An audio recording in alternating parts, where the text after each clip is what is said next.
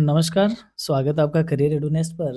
और दोस्तों इस वीडियो में हम बात करने वाले हैं बीकॉम सेमेस्टर सेकंड का जो ईएफएम सब्जेक्ट है, मेजर पेपर है उसका, जिसका नाम है Indian banking and financial system. और इस पेपर के हम यूनिट फर्स्ट को इस वीडियो में कंप्लीटली डिस्कस करने वाले हैं। तो अ, जो भी बीकॉम के स्टूडेंट हैं, अब चाहे वो एनुअल एग्जाम के स्टूडेंट हो और जिनका कोई पेपर ड्यू चल रहा हो, उनके लिए भी ये उसी तरीके से इम्पोर्टेंट है जिस तरीके से सेमेस्टर वालों के लिए इम्पोर्टेंट है। वहीं आप चाहे शेखावाटी यूनिवर्सिटी के स्टूडेंट हो, चाहे राजस्थान यूनिवर्सिटी के हो या किसी अदर यूनिवर्सिटी के, अगर आपके सिलेबस में इंडियन बैंकिंग है, तो ये क्लास आपके लिए डेफ़िनेटली वैल्यूएबल रहेगी। हम बात कर लेते हैं सबसे पहले इसके सिलेबस की। इसमें हम जानेंगे बैंक का मीनिंग क्या होता है, टाइप्स क्या होते हैं बैंक के, बैंक का इकोनॉमिक डेवलपमेंट में रोल क्या है, क्रेडिट क्रिएशन क्या है, आरबीआई क्या है, आरबीआई का सेटअप, आरबीआई के और ऑब्जेक्टिव्स वगैरह-वगैरह, ये सारी चीज़ें हम इसमें देखेंगे। इसके अलावा हम इंडियन बैंकिंग रेगुलेशन एक्ट 1949 के प्रोविजंस की बात करेंगे। आरबीआई एक्ट 1934 को यहाँ पे देखेंगे और इसके अलावा बैंकर कस्टमर रिलेशनशिप को यहाँ पर देखने वाले हैं। ये आपका पूरा का पूरा फर्स्ट यूनिट का सिलेबस रहने वाला है। चलिए सबसे पहले बात करते हैं बैंक के अर्थ के साथ। देखो बैंक क्या होता है इसको समझते हैं। बैंक एक ऐसा इंस्टीट्यूशन है, बैंक एक ऐसा इंस्टीट्यूशन है जो लोगों से पैसा क्या करता है, डिपॉजिट लेता है, ठीक है? और आगे क्या करता है, उधार देता है। आगे वह पैसा क्या करता है, उधार देता है। यानी कि मनी में जो डील करता है, लोगों से पैसा डिपॉजिट लेता है, लोग वापस माँगते हैं तब उनको रिटर्न करता है और आगे वह लेंड कर देता है बोरोइंग फैसिलिटीज़ के तौर पे उसको, यानी कि क्रेडिट फैसिलिटीज़ के तौर पे आगे उसको एनालाइज़ करता है। इस इंस्टीट्यूशन का नाम क्या है, बैंक है। बैंक रेगुलेशन एक्ट जो है उसके अंतर्गत बैंक को अपने नाम के आगे बैंक नाम लगाना ज़रूरी होता है। तो वो इंस्टीट्यूशन जो मनी में डील करता है और मेन काम जिसका क्या है, लोगों से पैसा जमा लेना और माँगने पे देना या लोन के फॉर्म में वह पैसा देना, वह इंस्टीट्यूशन बैंक कहा जाता है। चलिए बात करते हैं इसकी मीनिंग की। A bank is a financial institution that accept deposits from the public and provides loans and other financial services। यानी कि बैंक एक वित्तीय संस्था है जो जनता से जमा के रूप में पैसा स्वीकार करती है और ऋण या साख के तौर पे या अन्य वित्तीय सेवाएं वह क्या करती है, प्रदान करती है। Banks act as intermediaries between people who have surplus money and those who need money for productive purposes। यानी कि बैंक उन लोगों के बीच एक मध्यस्थ का काम करता है जिनके पास अतिरिक्त धन होता है और जिन्हें आर्थिक गतिविधियों के लिए धन की आवश्यकता होती है। जैसे यहाँ पे ये वो लोग हैं जिनके पास पैसा था, इन्होंने बैंक में पैसा जमा करवाया, और ये वो लोग हैं जिनको पैसे की नीड थी, इसको इनको बैंक ने पैसा प्रोवाइड करवाया। तो इनका पैसा इनके पास आया किसके थ्रू, बैंक के थ्रू। तो बैंक एक इंटरमीडिएटरी का भी काम करता है। In simple terms, a bank collects money from individuals, businesses, and institutions in the form of deposits and lends that money to borrowers for various economic activities। यानी कि हम सामान्य भाषाओं में या सामान्य शब्दों में कह सकते हैं कि बैंक व्यक्तियों, व्यवसायों और संस्थाओं से जमा के रूप में धन एकत्र करते हैं और उसी धन को उधार के रूप में अन्य लोगों को देते हैं जिन्हें विभिन्न आर्थिक कार्यों के लिए धन की आवश्यकता होती है। यानी कि बैंक से लोन कौन लेता है?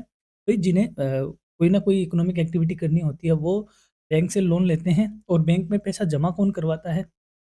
आम आदमी यानी इंडिविजुअल लोग करवा देते हैं, बिज़नेस भी करवाते हैं करंट अकाउंट के फॉर्म में, और इंस्टीट्यूशंस भी अपना पैसा कहाँ रखती हैं? बैंक के पास रखती है। बात करते हैं, जैसे बैंक है तो बैंक डिपॉज़िट लेता है, ठीक है? अलग-अलग जगह से डिपॉज़िट्स आती है और फिर उसको लोन के रूप में, उधार के रूप में, इन्वेस्टमेंट के रूप में, कोई गिरवी वगैरह रखते हैं या होम लोन के तौर पे या अदर इकोनॉमिक ग्रोथ के तौर पे वह उस पैसे को आगे क्या करता है, चैनलाइज़ करता है। उस इंस्टीट्यूशन को हम बैंक कहते हैं।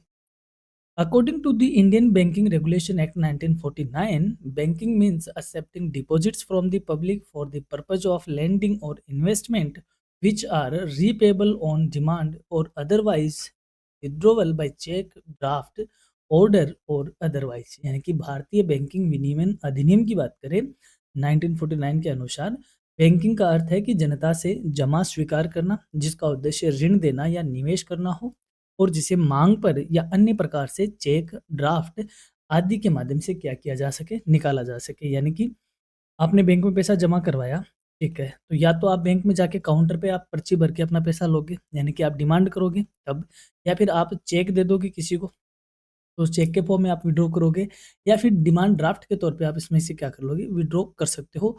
तो कहने का मतलब, या आपने कोई ऑर्डर दिया और ऑर्डर के माध्यम से कहीं और आप इसका पेमेंट करवा रहे हो। तो कहने का मतलब लोगों से पैसा जमा करवाएगी और जब माँगे गए तो उनको वापस पे करेगी, और वह उधार देने के मकसद से या इन्वेस्ट करने के मकसद से लोगों से पैसा जमा लेता है। उस इंस्टीट्यूशन को बैंक कहते हैं। ये definition Indian banking regulation act में लिखी हुई है। इन डेफिनेशन को पढ़कर हम बात करें विशेषताएँ क्या होती है बैंक की, तो पहली विशेषता है banks accept deposits from the public, यानी कि बैंक जनता से जमा स्वीकार करते हैं। Banks provide loans and advances to individuals and businesses, यानी कि बैंक व्यक्तियों और व्यवसायों को ऋण और अग्रिम प्रदान करते हैं। They acts as financial intermediaries between savers and borrowers, यानी कि बैंक बचतकर्ताओं और उधार लेने वालों के बीच वित्तीय मध्यस्थ के रूप में कार्य करते हैं। They provide payment and settlement services such as cheque, NEFT, RTGS etcetera, यानी कि बैंक भुगतान और लेन-देन की सुविधाएँ भी प्रदान करते हैं, जैसे चेक की व्यवस्था सुविधा होगी या फंड ट्रांसफ़र करने के जितने भी जो मेथड होते हैं, वो सारी सुविधा भी बैंक प्रोवाइड करवाते हैं, जिन्हें हम सेटलमेंट सर्विसेज कहते हैं, या हम जिन्हें क्या कहते हैं, फंडिंग ट्रांसफ़र सर्विसेज कहते हैं। Banks support economic development by financing industries, trade and agriculture, यानी कि बैंक उद्योग, व्यापार और कृषि को वित्त उपलब्ध कराकर आर्थिक विकास में भी सहायता उपलब्ध करते हैं। यानी कि बैंक के पास पैसा आता है तो बैंक उसे इंडस्ट्रीज को भी लोन देता है, ट्रेडिंग को भी देता है, एग्रीकल्चर को भी देता है, और अदर इकोनॉमिक एक्टिविटीज में भी लोन देता है। इस तरीके से बैंक देश के इकोनॉमिक डेवलपमेंट में भी रोल प्ले करते हैं। यहाँ हम समझ सकते हैं बैंक के पास, यानी कि डिपॉजिट्स में पैसा आया तो इसको लोन के तौर पे आगे प्रोवाइड करवा देता है। फाइनेंशियल इंटरमीडिएटरी यानी सेवर्स और बोरोवर्स के बीच में रहता है। पेमेंट सर्विस देता है, कई तरीके की ऑनलाइन और डिजिटल पेमेंट ट्रांसफर की बात करता है। इकोनॉमिक डेवलपमेंट में रोल प्ले करता है। तो ये सारी विशेषताएं हम बैंक की जान सकते हैं। अब बात करें बैंकों के टाइप्स की, यानी कि बैंकों के प्रकार कौन कौन से होते हैं। जनरली बैंक जिसे हम देखते हैं, सेंट्रल बैंक होता है, रीजनल रूरल बैंक यानी कि क्षेत्रीय ग्रामीण बैंक होते हैं, निवेश बैंक यानी कि इन्वेस्टमेंट बैंक होते हैं, डेवलपमेंट यानी विकास बैंक होते हैं, कोऑपरेटिव यानी सहकारी बैंक होते हैं, कमर्शियल यानी कि वाणिज्यिक बैंक होते हैं। तो एक-एक को हम समझते हैं कि कौन से बैंक को क्या कहा जाता है। Banks can be classified into different types based on their functions and services, यानी कि बैंकों को उनके कार्यों और सेवाओं के आधार पर विभिन्न प्रकारों में वर्गीकृत किया जा सकता है। The major types of banks are as follows, यानी कि प्रमुख इसके जो प्रकार होते हैं इस तरीके से होते हैं। पहला, कमर्शियल बैंक्स यानी कि वाणिज्यिक बैंक। ऐसे बैंक जिनका उद्देश्य क्या होता है, प्रॉफिट अर्न करना होता है, यानी बैंकिंग एक्टिविटीज से जो बैंक पैसा कमाना चाहते हैं उन्हें हम कमर्शियल बैंक कहते हैं। Commercial banks are banks that accept deposits from the public and provide loans to individual businesses and industries. Their main objective is to earn profit while providing banking services, यानी कि वाणिज्यिक bank वे bank होते हैं जो जनता से पैसा स्वीकार करते हैं और व्यक्तियों, व्यवसायों और उद्योगों को लोन प्रदान करते हैं।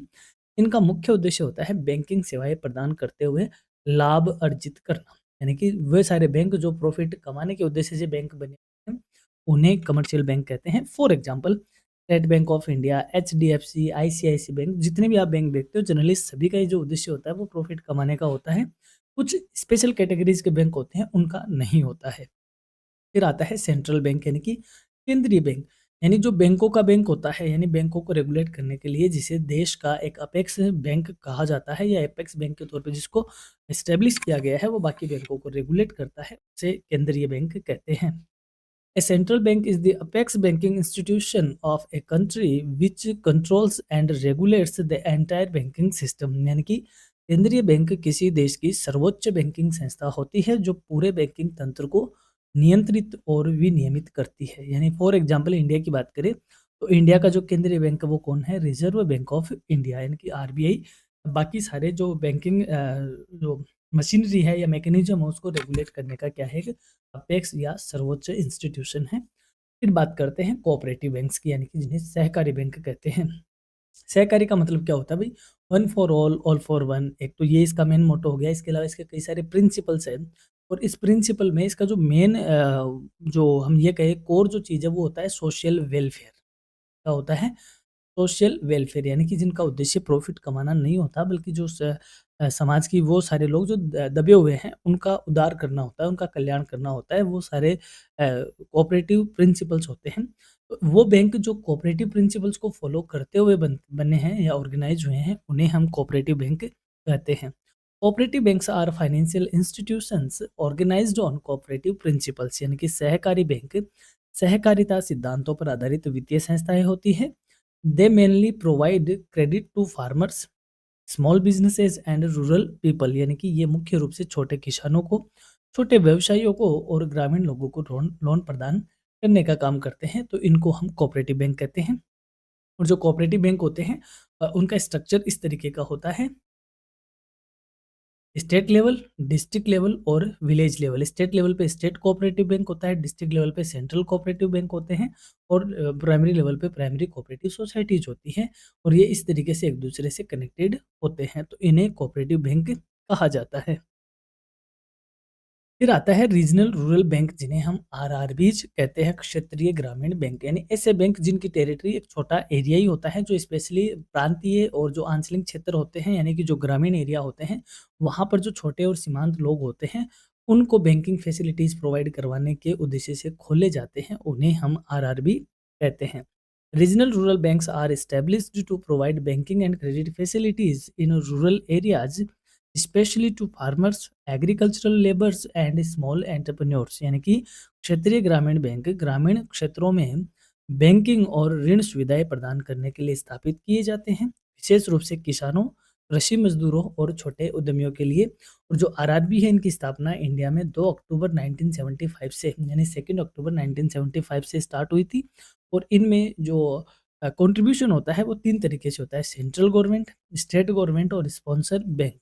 सेंट्रल गवर्नमेंट इसमें 50% पैसा लगाती है, स्टेट गवर्नमेंट इसमें 15% लगाती है और जो स्पॉन्सर बैंक होता है उसका 35% रेशियो होता है। आपके सिलेबस में अलग से आरआरबी है, वहाँ हम इसको डिटेल में डिस्कस करेंगे।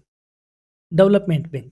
अब विकास बैंक कौन से होते हैं? वो बैंक जो एक तरीके से लॉन्ग टर्म का लोन प्रोवाइड करवाती है और हेवी इंडस्ट्रीज को लोन प्रोवाइड करवाती है, उन बैंकों को डेवलपमेंट बैंक कहा जाता है। Development banks are specialised institutions that provide long term finance for industries, industrial and economic development यानी कि विकास बैंक विशेष संस्थाएं होती है जो औद्योगिक और आर्थिक विकास के लिए दीर्घकालीन वित्त प्रदान करती है। For example NABARD, SIDBI, IFCI, IDBI, ये सारे क्या है डेवलपमेंट बैंक है, यानी कि इनका जो नाम है या यूँ कहें इसका जो काम है वो लॉन्ग टर्म का लोन प्रोवाइड करवाना होता है और स्पेशली इंडस्ट्रीज को और हेवी इंडस्ट्रीज को ये क्या करते हैं, लोन प्रोवाइड करवाते हैं। दैट्स वाई इनको डेवलपमेंट बैंक कहा जाता है। फिर आते हैं इन्वेस्टमेंट बैंक यानी कि निवेश bank. Investment banks mainly deal with activities such as underwriting, capital market services, and financial advisory for large companies and government institutions। यानी कि निवेश बैंक मुख्य रूप से अंडरराइटिंग अंडरराइटिंग को हिंदी में बोलते हैं अभिगोपन। अभिगोपन का मतलब होता है किसी नई कंपनी के या एस्टेब्लिश्ड कंपनी के शेयर बिकवाने की जो बीच में एक तरीके से प्रोसेस होती है कि ये बैंक बीच में उसमें आ जाते हैं एज ए मीडिएटरी कि हम आपके शेयर्स सेल आउट करवा देंगे या यूँ कहें उनका सब्सक्रिप्शन करवा देंगे। इस प्रोसेस को अंडरराइटिंग कहते हैं। पूंजी बाजार सेवाएं और बड़े व्यवसायों और सरकारी संस्थाओं को वित्तीय परामर्श प्रदान करते हैं। वो सारे बैंक इन्वेस्टमेंट बैंक कहे जाते हैं। इन्वेस्टमेंट बैंक का एक प्रारूप ये भी है कि इन्हें मर्चेंट बैंक भी कहा जाता है, यानी कि जो कंपनीज को यूँ कहे रजिस्टर्ड होने में जितनी सारी फॉर्मेलिटीज़ होती है वो सारी करवाते हैं, मर्चेंट बैंक भी होते हैं। अब बात करें रोल क्या है बैंकों का इकोनॉमिक ग्रोथ में या इकोनॉमिक डेवलपमेंट में यानी आर्थिक विकास में बैंकों की क्या भूमिका है। देखो हम ये कहते हैं कि जो हमारा इकोनॉमिक डेवलपमेंट है या यूँ कहे जो हमारा वित्त है यानी फाइनेंस है, फाइनेंस इकोनॉमिक डेवलपमेंट का क्या है, ब्लड कहा जाता है। यानी कि इंडस्ट्रीज का या बिजनेस का ब्लड कहा जाता है, पेशा या फाइनेंस। और ये ब्लड जिन धाराओं से, दिन धमनियों से, दिन नसों से, पल्सेस से बहता है, वो नसें क्या होती हैं, बैंक होती है। जैसे हमारे बॉडी में जो हमारा ब्लड है वो हमारा जीवन रक्त कहा जाता है, बिना ब्लड के हम सर्वाइव नहीं करेंगे। और ब्लड जहाँ बहता है वो हमारी नसें होती हैं। तो उन ये नसें अगर वेन्स नहीं होगी, पल्सेस नहीं होगी तो हमारा जो खून है वो बहेगा नहीं, दौरा नहीं करेगा, तो हमारा शरीर चलेगा कैसे? ठीक उसी हिसाब से जो बैंक होते हैं, ये भी इन धमनियों का ही काम करते हैं पूरी इकोनॉमिक डेवलपमेंट में, जिनसे होकर जो फाइनेंस है वो इकोनॉमी में बहता है। इसलिए इनका बड़ा अच्छा रोल होता है, वाइटल रोल होता है। Banks play a vital role in the economic development of a country, यानी कि किसी भी देश के आर्थिक विकास में बैंकों की महत्वपूर्ण भूमिका होती है। They help in mobilising savings, providing credit and facilitating investment which leads to economic growth, यानी कि बचत बैंक बचत को संगठित करते हैं, ऋण प्रदान करते हैं और निवेश को बढ़ावा देते हैं, जिससे आर्थिक विकास होता है। मेजर रोल क्या है हम इन पॉइंट से समझ सकते हैं। मोबिलाइजिंग और मोबिलाइजेशन ऑफ सेविंग्स, यानी कि बचत का संचयन क्या होता है। जैसे मान लो कोई भी बैंक है, जैसे यहाँ आप सीकर में बैठे हो तो सीकर का कोई बैंक है, तो सीकर में कोई एसबीआई बैंक है, ठीक है। तो एसबीआई बैंक सीकर के लोगों की जो सेविंग्स है उसको कलेक्ट करता है, कलेक्ट कर लिया फिर आगे वह अपनी चेस्ट ब्रांच में भेज देता है और उससे आगे चल के वह और दूसरी जगह चली जाती है, यानी कि यहाँ का पैसा इकोनॉमी में अपने आप फ्लो होता है। तो यानी कि यहाँ की सेविंग जो यहाँ काम नहीं आ रही थी, वह देश के कहीं दूसरी जगह काम आ रही है। तो बैंक का जो मेन काम है वो ये हो गया, या यूँ कहे इनका रोल हम ये समझ सकते हैं कि बचत को मोबिलाइज करता है, जहाँ ज़रूरत होती है वहाँ से उठाता है और जहाँ नीड होती है वहाँ उसको इन्वेस्ट करता है। Banks encourage people to save money by providing safe and convenient deposit facilities, यानी कि बैंक लोगों को सुरक्षित और सुविधाजनक जमा सुविधाएं प्रदान करते हैं और बचत करने के लिए प्रोत्साहित करते हैं और उस बचत को वह दूसरी जगह निवेश भी करते हैं। सेकंड है प्रोवाइडिंग क्रेडिट, यानी कि ऋण प्रदान करना। Banks provide loans to industries, agriculture, businesses and individuals which helps in increasing production and employment, यानी कि बैंक उद्योगों को, कृषि को, व्यापार को और व्यक्तियों को ऋण प्रदान करते हैं, जिससे वो क्या करते हैं, अपनी इकोनॉमिक एक्टिविटी करते हैं। इकोनॉमिक एक्टिविटी करेंगे तो कोई ना कोई प्रोडक्शन करेंगे और लोगों को रोजगार भी देंगे। तो इस प्रकार से यह लोन प्रोवाइड करके रोजगार प्रदान करना, या यूँ कहे प्रोडक्शन को इंक्रीज करने का भी काम करते हैं। कैपिटल फॉर्मेशन, यानी कि पूंजी निर्माण। Banks help in converting savings into investment which increases capital formation in the economy, यानी कि बैंक बचत को निवेश में परिवर्तित करने में सहायता करते हैं, जिससे अर्थव्यवस्था में पूंजी निर्माण बढ़ता है। यानी कि अब हमारा पैसा है, हमने सेव किया, बैंक में जमा करवाया, बैंक ने आगे इसको उधार दिया, ठीक है, उससे दूसरा कोई काम हुआ, फिर वहाँ से डिपॉजिट होता है, वहाँ से और काम होता है, तो हमारा पैसा कई फॉर्म में कन्वर्ट होता है, इन्वेस्टमेंट में कन्वर्ट होता है। इसे क्या कहते हैं, कैपिटल फॉर्मेशन कहते हैं, और इसमें बैंक सबसे बड़ा रोल प्ले करते हैं। फिर आता है promotion of trade and industries, यानी कि व्यापार और उद्योग को ये मोटिवेट करता है। Banks provide financial support to traders and industries which helps in expanding businesses activity, यानी कि बैंक व्यापारियों और उद्योगों को वित्तीय सहायता प्रदान करते हैं, जिससे व्यापारिक गतिविधियों का क्या होता है, विस्तार होता है। यानी कि इजीली हमें लोन मिलते हैं, इजीली हमें फाइनेंस फैसिलिटी मिलती है, तो कई तरीके की इकोनॉमी में इकोनॉमिक एक्टिविटीज होने लगती है। फिर नेक्स्ट है डेवलपमेंट ऑफ एग्रीकल्चर। बैंक क्या है कि भाई कृषि को भी लोन देता है, तो इससे कृषि का भी क्या होता है, विकास होता है। कृषि के विकास में भी बैंकों का बड़ा रोल होता है। Banks provide loans to farmers for seeds, fertilizers, machinery and irrigation which improve agricultural productivity, यानी कि बैंक किसानों को बीज, उर्वरक, मशीनरी और सिंचाई के लिए ऋण प्रदान करते हैं, जिससे कृषि उत्पादन बढ़ता है। नेक्स्ट है एम्प्लॉयमेंट जनरेशन, यानी कि रोजगार का सृजन करना। By financing businesses and industries, banks help in creating employment opportunities, यानी कि व्यवसायों और उद्योगों को वित्त प्रदान करके बैंक रोजगार के अवसरों को बढ़ाने में मदद करते हैं। डेवलपमेंट ऑफ रूरल एरियाज, यानी कि banks support rural development by providing credit through rural branches and regional rural banks, यानी कि ग्रामीण विकास में भी मदद करते हैं। बैंक ग्रामीण शाखाओं और क्षेत्रीय ग्रामीण बैंकों के माध्यम से ऋण प्रदान करके ग्रामीण विकास को भी बढ़ावा देने का काम करते हैं। तो इस प्रकार बैंक देश के डेवलपमेंट में बहुत अच्छा रोल प्ले करते हैं। इनको हम नटसेल में समझ सकते हैं। कैपिटल फॉर्मेशन में बैंकों का रोल है, इंडस्ट्री और ट्रेड के प्रमोशन में है, ट्रेड और इंडस्ट्री यानी कि वो एक ही बात होगी, डेवलपमेंट ऑफ एग्रीकल्चर के डेवलपमेंट में, एम्प्लॉयमेंट जनरेशन में, रूरल डेवलपमेंट में, सेविंग्स को मोबिलाइज करने में और लोन प्रोवाइड करवाने में, इन सब में बैंक का एक मेजर रोल होता है। अब हम बात करते हैं credit creation of banks. Credit creation क्या होता है, इसको जान लेते हैं।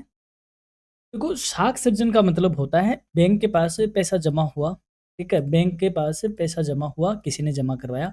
बैंक उस पैसे का एक हिस्सा अपने पास रखता है और बाकी हिस्से को क्या कर देता है, उधार दे देता है। तो ये जो बैंक उधार देता है, इसको क्या कहते हैं, क्रेडिट कहते हैं, यानी कि साख कहते हैं। जैसे फॉर एग्जाम्पल, यहाँ 1000 रुपये जमा करवाए और बैंक ने अपने पास 100 रुपये रख लिए और 900 रुपये क्या कर दिए, उधार दे दिए। अब ये 900 रुपए घूमकर वापस, क्योंकि जिसको उधार मिला है वो भी खर्च करेगा, और खर्च करेगा तो वह वापस कहाँ जम आएँगे, घूम फिर के बैंक के पास आएँगे। और फिर उसमें से बैंक वापस एक हिस्सा रख लेगा और आगे के पैसे को क्या कर देगा, उधार दे देगा। तो पैसा तो कितना था, 1000 ही था, लेकिन ये मल्टीपल जगह पे उधार देने से या एज ए क्रेडिट देने से, एक ही पैसे से कई तरीके की क्रेडिट क्या होती है, जनरेट होती है। इसे कहते हैं क्रेडिट क्रिएशन। समझ लेते हैं इसके कॉन्सेप्ट को। Credit creation is the process by which commercial banks create additional money or credit in the economy through lending activities। यानी कि साख सृजन वह प्रक्रिया है जिसके द्वारा वाणिज्यिक बैंक अपने ऋण प्रदान करने की गतिविधियों के माध्यम से अर्थव्यवस्था में अतिरिक्त धन या साख का निर्माण करते हैं। When banks accept deposits and provide loans, they do not lend the entire amount in cash. Instead, they keep a small portion as reserve and lend the remaining amount। यानी कि जब जनता बैंक में पैसा जमा करती है या बैंक जनता से पैसे स्वीकार करते हैं जो जमा के तौर पे और ऋण प्रदान करते हैं, तो वो पूरी राशि क्या करते हैं, नगद के रूप में नहीं रखते, बल्कि उसका एक छोटा-सा भाग ही अपने पास रखते हैं और बाकी को वह क्या कर देता है, एज ए लोन वापस उधार दे देते हैं। This process leads to the creation of multiple deposits and increases the supply of credit in the economy. और ये जो प्रक्रिया होती है, इससे अर्थव्यवस्था में कई गुना जमा और साख का निर्माण होता है। अब जो बैंक अपने पास रिजर्व के तौर पे कुछ अमाउंट रखते हैं, वो होता है CRR और SLR। यानी सीआरआर और एसएलआर के चलते बैंक को कुछ हिस्सा अपने पास रखना पड़ता है और आरबीआई को देना पड़ता है, और वो जो बाकी अमाउंट बचती है उसको वह क्या कर देते हैं, एज ए लोन के तौर पे वापस उधार दे देते हैं। Thus, credit creation refers to the ability of banks to create more credit than the amount of original deposits received. यानी कि साख सर्जन का अर्थ यह हुआ कि बैंकों की वह क्षमता जिससे वे मूल जमा राशि से अधिक राशि का साख का निर्माण कर सकते हैं। जैसे फॉर एग्जांपल, यहाँ पे किसी ने 1000 रुपये बैंक में जमा करवाए, बैंक ने इसका 10% अपने पास रखा और बाकी 900 को क्या दिया, उधार दे दिया, लोन गिवन हो गया।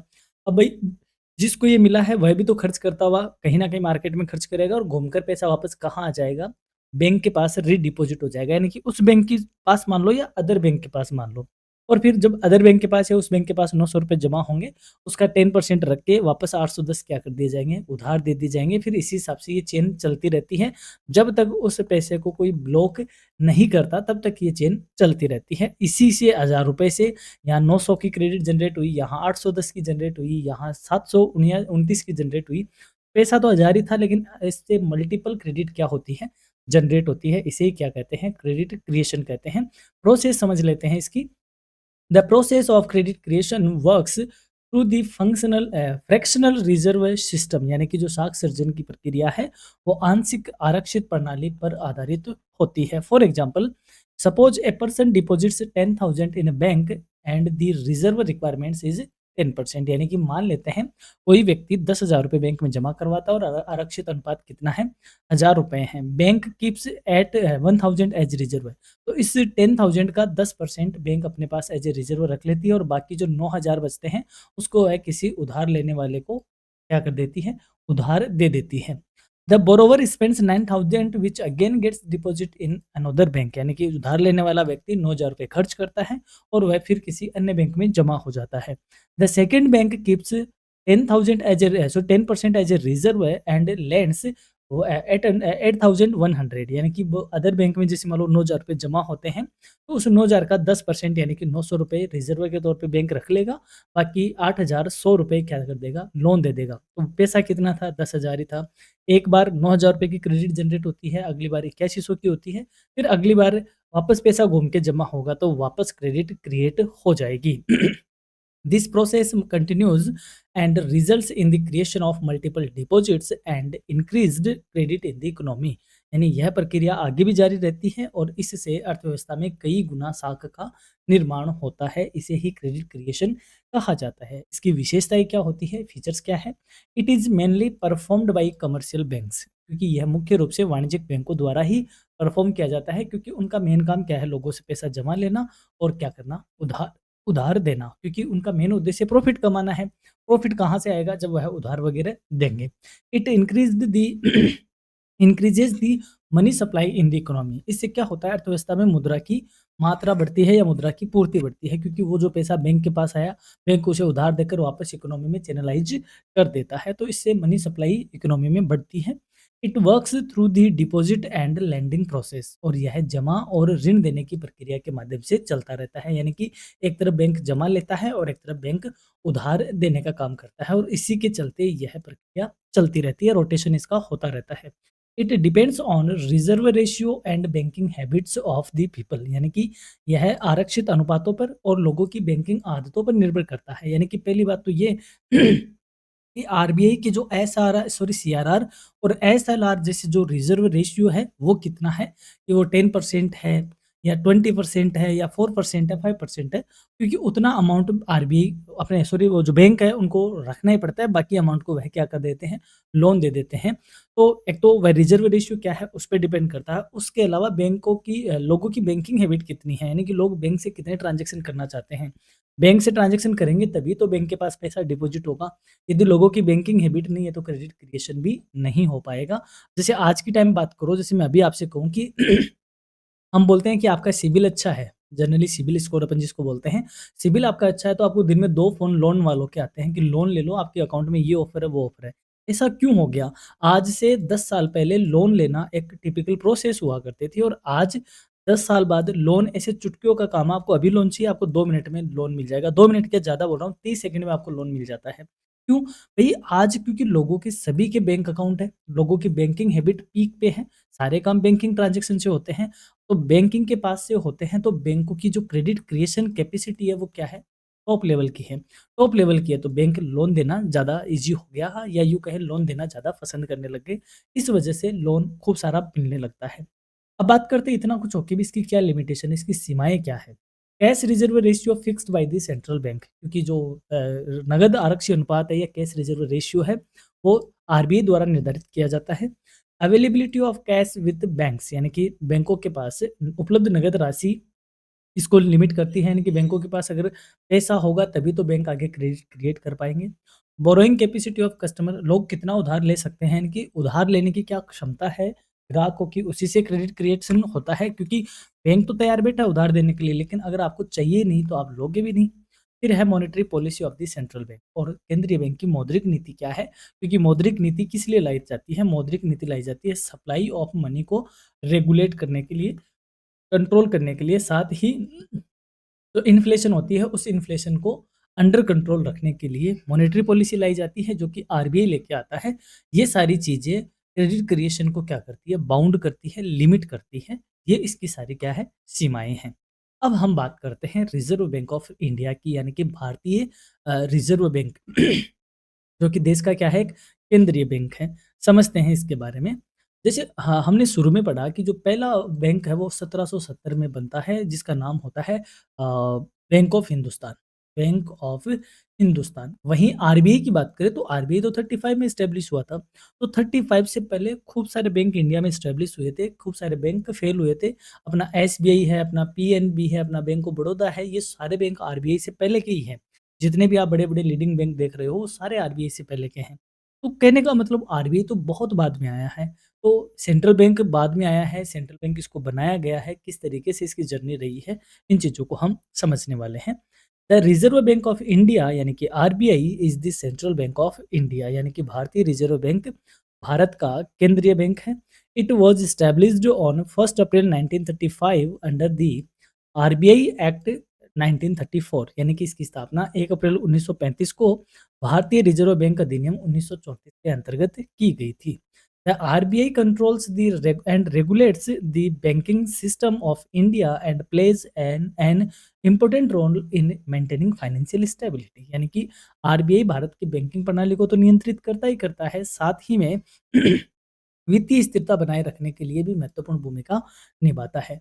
आरबीआई के बारे में आपको अगर डिटेल पढ़ना है तो हमने आरबीआई की एक अलग से सेपरेट एक्सक्लूसिव क्लास अपलोड कर रखी है, जिसमें हमने सिर्फ आरबीआई की बात करी है। इतनी 20-22 मिनट की क्लास है जिसको आपको देखना चाहिए। आरबीआई आपका पूरा क्लियर हो जाएगा, जीरो से लेके आज तक का।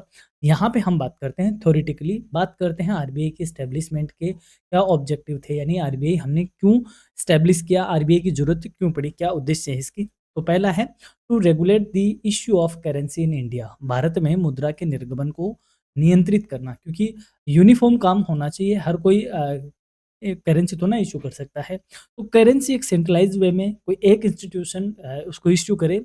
आरबीआई से पहले इंपीरियल बैंक ऑफ इंडिया जो कि 1921 में क्या हुआ था, एज ए सेंट्रल बैंक के तौर पे उसको काम मिला था, उसको करेंसी वाले इतने राइट नहीं मिले थे, और साथ में वह कमर्शियल बैंक भी रहा हुआ था, तो वह सेंट्रल बैंक वाले काम प्रॉपर नहीं कर पाया। फिर आगे चलकर नया हिल्टन यंग कमीशन बनता है, रॉयल कमीशन आता है, और 1935 में आरबीआई बनता है। क्यों? क्योंकि हमारा काम था, सबसे पहला ये था इकोनॉमी में करेंसी इश्यू करने वाली कोई यूनिफॉर्म और एक इंडिपेंडेंट क्या हो, इंस्टीट्यूशन हो। सेकंड है to maintain monetary stability in the country, यानी कि देश में मौद्रिक स्थिरता बनाए रखना।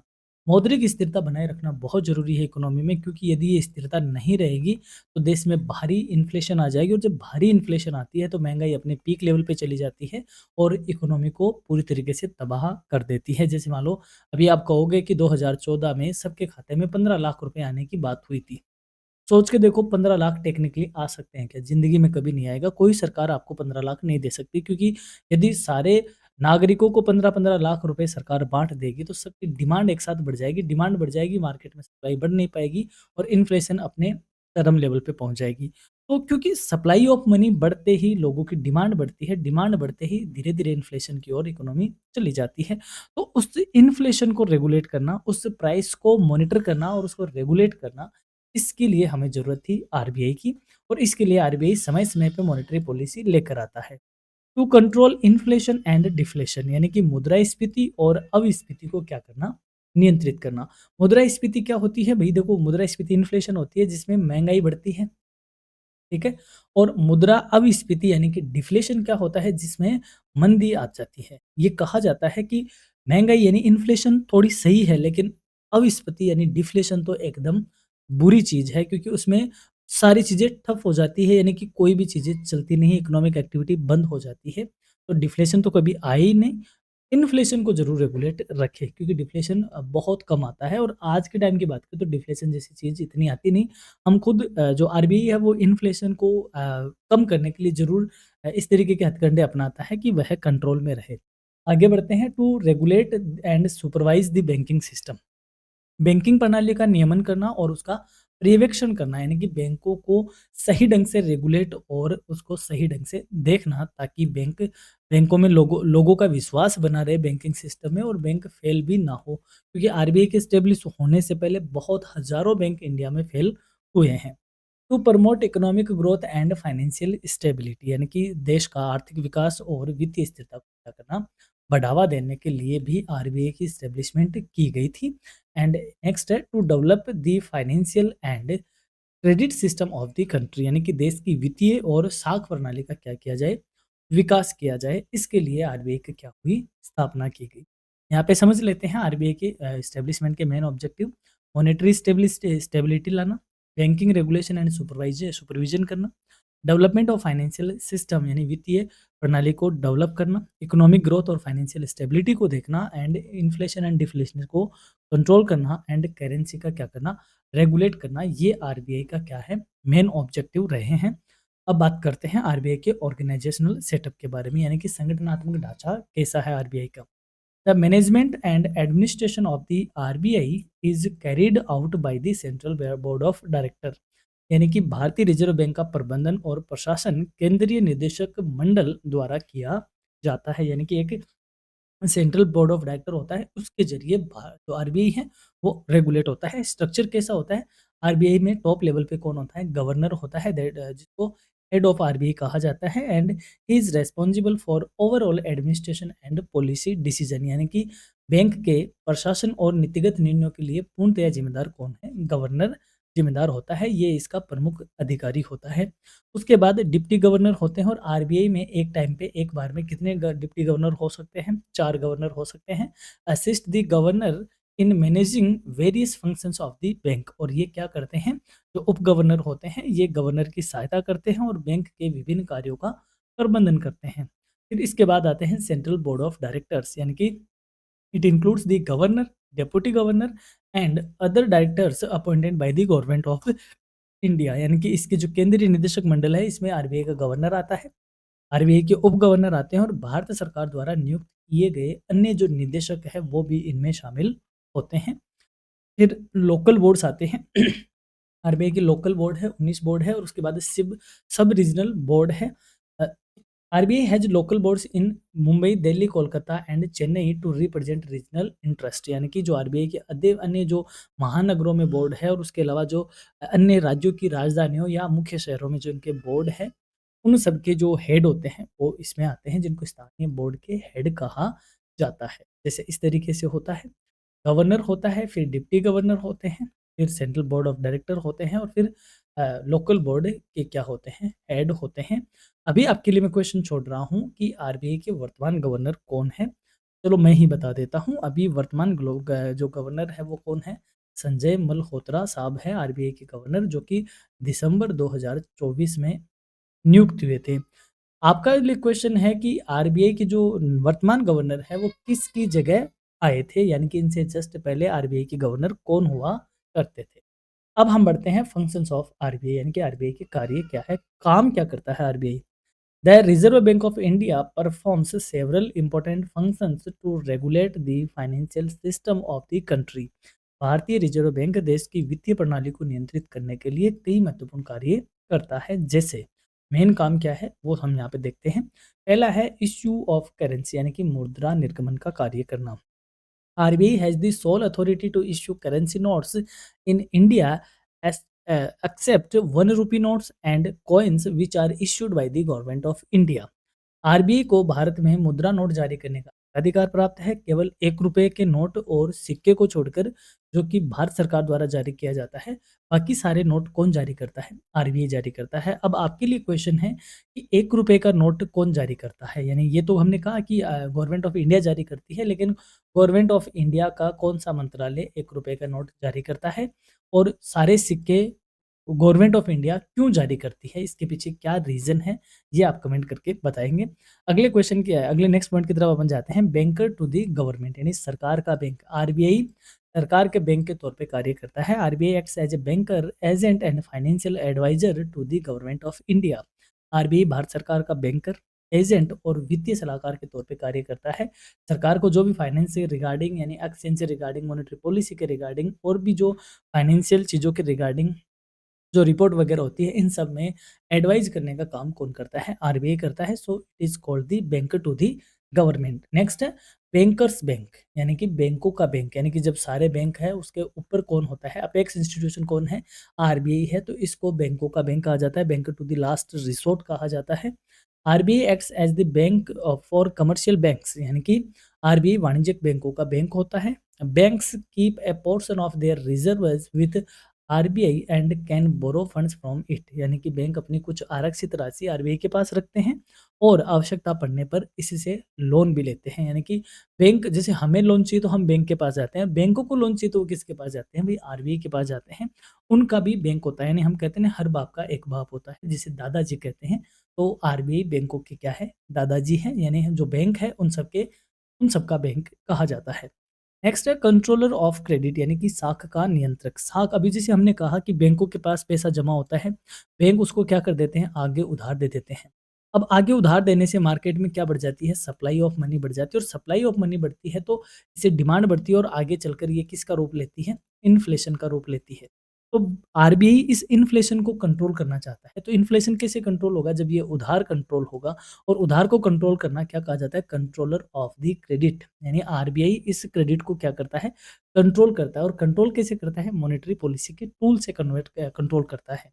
RBI controls the credit and money supply in the economy through various monetary policy tools। यानी कि आरबीआई विभिन्न मौद्रिक नीति उपकरणों के माध्यम से अर्थव्यवस्था में साख और मुद्रा आपूर्ति को क्या करता है? नियंत्रित करने का कार्य करता है। फिर है कस्टोडियन ऑफ फॉरेन एक्सचेंज। यानी कि विदेशी मुद्रा का संरक्षक भी कौन है? आरबीआई है। RBI manages the foreign exchange reserve of the country. यानी कि आरबीआई देश के विदेशी मुद्रा भंडार का प्रबंधन करने का कार्य भी करता है। फिर एक क्लियरिंग हाउस फंक्शन। यानी कि जो निस्तारण के काम होते हैं, यानी कि जब दो बैंकों के बीच में, जैसे मान लो एसबीआई का आपके पास अकाउंट एसबीआई का था, आप जिसको पेमेंट कर रहे हो वो पीएनबी का अकाउंट है, तो दो बैंकों के बीच में जो ट्रांजेक्शन होते हैं उसको क्लियर करने का काम भी किसका होता है? आरबीआई के क्लियरिंग हाउस का काम होता है। RBI facilitates settlement of payments between banks. यानी कि आरबीआई बैंकों के बीच भुगतान के निपटान की सुविधा क्या करता है? प्रदान करता है। तो ये आरबीआई के मुख्य काम है। दोबारा देख लेते हैं। Issue of currency, banker to the government, bankers bank, controller of credit, custodian of foreign exchange and clearing house. ये सारे काम किसके हैं? आरबीआई के मेजर काम ये होते हैं। अब बात करते हैं क्रेडिट कंट्रोल बाय आरबीआई। अभी जैसे हमने ये कहा कि बैंक उधार देते हैं, और उधार देने से मार्केट सप्लाई बढ़ती है, और सप्लाई बढ़ने से इन्फ्लेशन आती है। तो इस इन्फ्लेशन को कंट्रोल करने का इस तरीके से टूल्स होते हैं, क्या वह पॉलिसी लेके आता है? ये सारी बात हम पढ़ने वाले हैं credit control by the RBI में। क्रेडिट कंट्रोल का मतलब होता है मॉनेटरी पॉलिसी ही कह सकते हैं, क्योंकि देखो मॉनेटरी पॉलिसी का जो मेन टारगेट होता है वो इस क्रेडिट के को कंट्रोल करना ही होता है। यानी कि इन्फ्लेशन को रेगुलेट करना, या यूँ कहे प्राइस स्टेबिलिटी मेंटेन करना। तो चलिए समझते हैं इसको। Credit control refers to the measures adopted by the central bank to regulate the supply of credit and money in the economy. यानी कि साख नियंत्रण से ऐसे उन उपायों से हैं जिनका उपयोग केंद्रीय बैंक अर्थव्यवस्था में साख और मुद्रा की मात्रा को नियंत्रित करने के लिए करता है। RBI uses different tools to control inflation and maintain economic stability. RBI मुद्रास्फीति को नियंत्रित करने के लिए और आर्थिक स्थिरता मेंटेन करने के लिए कई तरीके के उपकरणों का क्या करता है?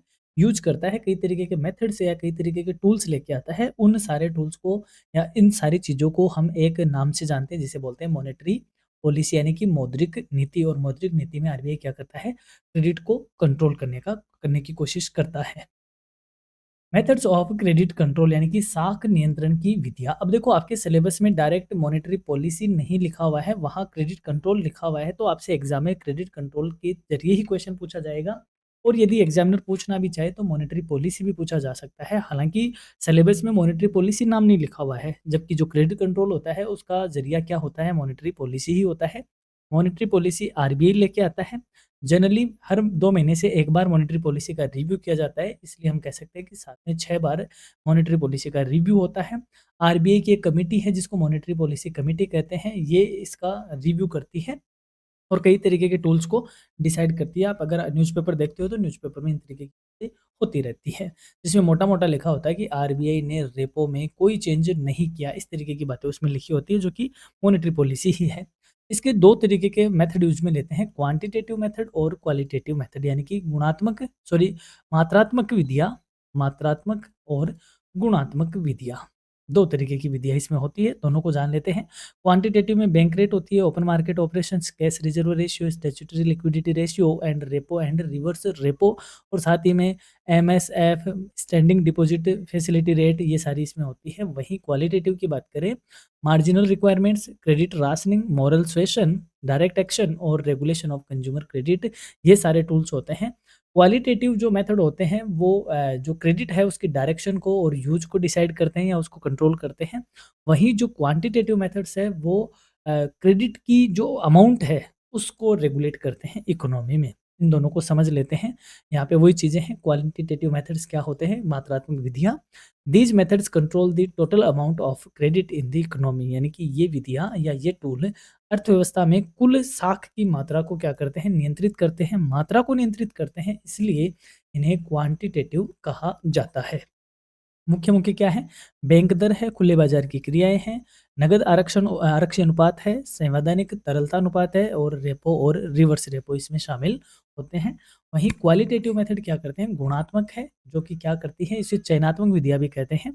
These methods control the direction and use of credit. ये विधियाँ साख के उपयोग और दिशा को नियंत्रित करने का काम करती है। इसमें मार्जिन, साख राशनिंग, नैतिक दबाव, प्रत्यक्ष कार्रवाई और उपभोक्ता साख नियंत्रण आदि टूल यूज़ किए जाते हैं। एक-एक को समझ लेते हैं। सबसे पहले जानते हैं मेथड्स ऑफ क्रेडिट कंट्रोल यानी कि साख नियंत्रण की विधियाँ होती क्या है? Credit control refers to the measures used by the central bank यानी कि RBI to regulate the supply and use of credit in the economy।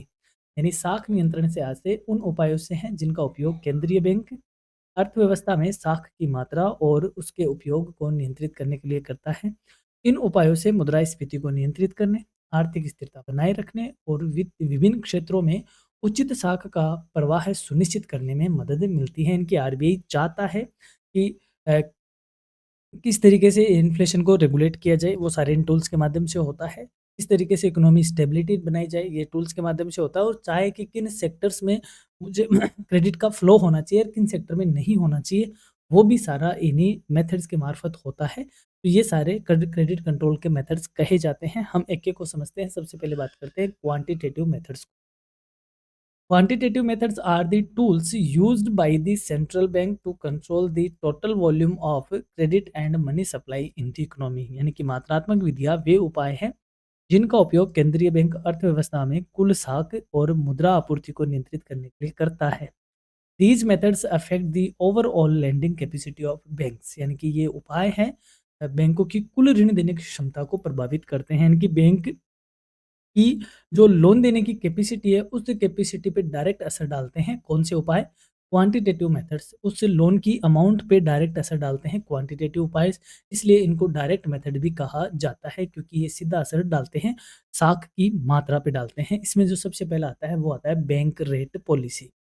अब देखो पहले इसको बैंक रेट को जानने से पहले हम यहाँ पे थोड़ी-सी चीज़ों को समझते हैं। जैसे कमर्शियल बैंक होते हैं, कमर्शियल बैंक जाते हैं किसके पास? आरबीआई के पास। ये रहा आरबीआई और ये रहे हमारे कमर्शियल बैंक। कमर्शियल बैंक है आरबीआई के पास क्योंकि जो सेंट्रल बैंक है वो बैंकों का बैंक है।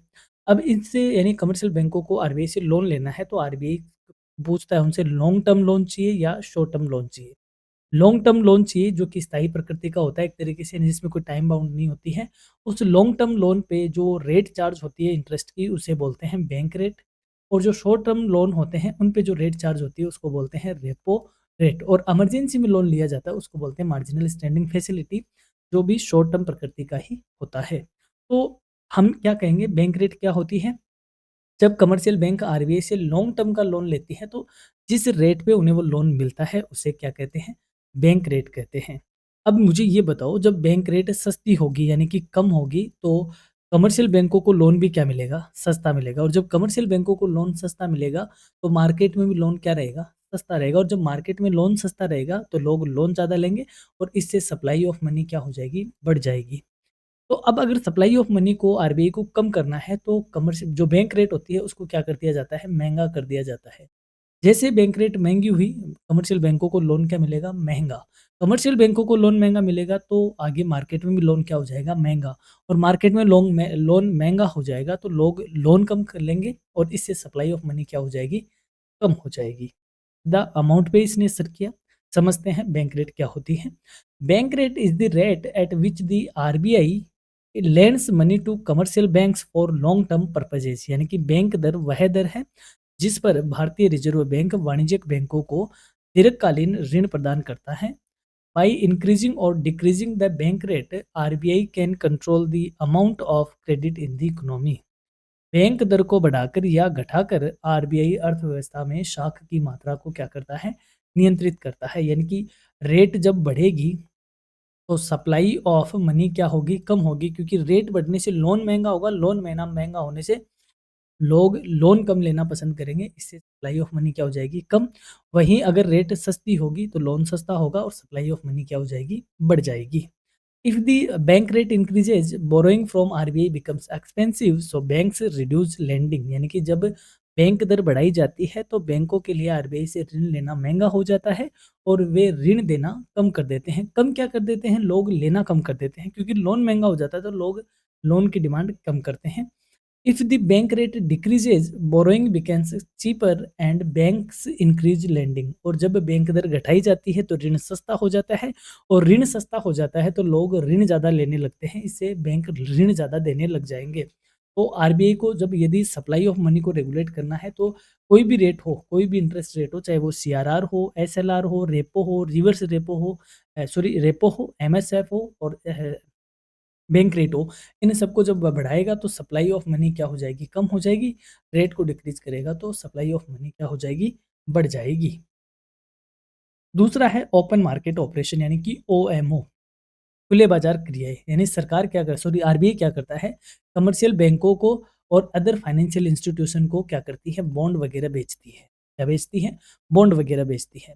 तो जब आरबीआई को पैसा खींचना होता है अपने पास, यानी कि पैसा जब लेना होता है, यानी कि अब्ज़ॉर्ब करना होता है मार्केट से पैसा, तो वह क्या करती है, इनको सेल करती है। बॉन्ड्स को क्या करती है? सेल करती है। सेल करती है तो ये कमर्शियल बैंक और फाइनेंशियल इंस्टीट्यूशन उस बॉन्ड्स को खरीदते हैं तो पैसा कहाँ चला जाता है? आरबीआई के पास। इससे सप्लाई ऑफ मनी क्या हो जाती है? कम।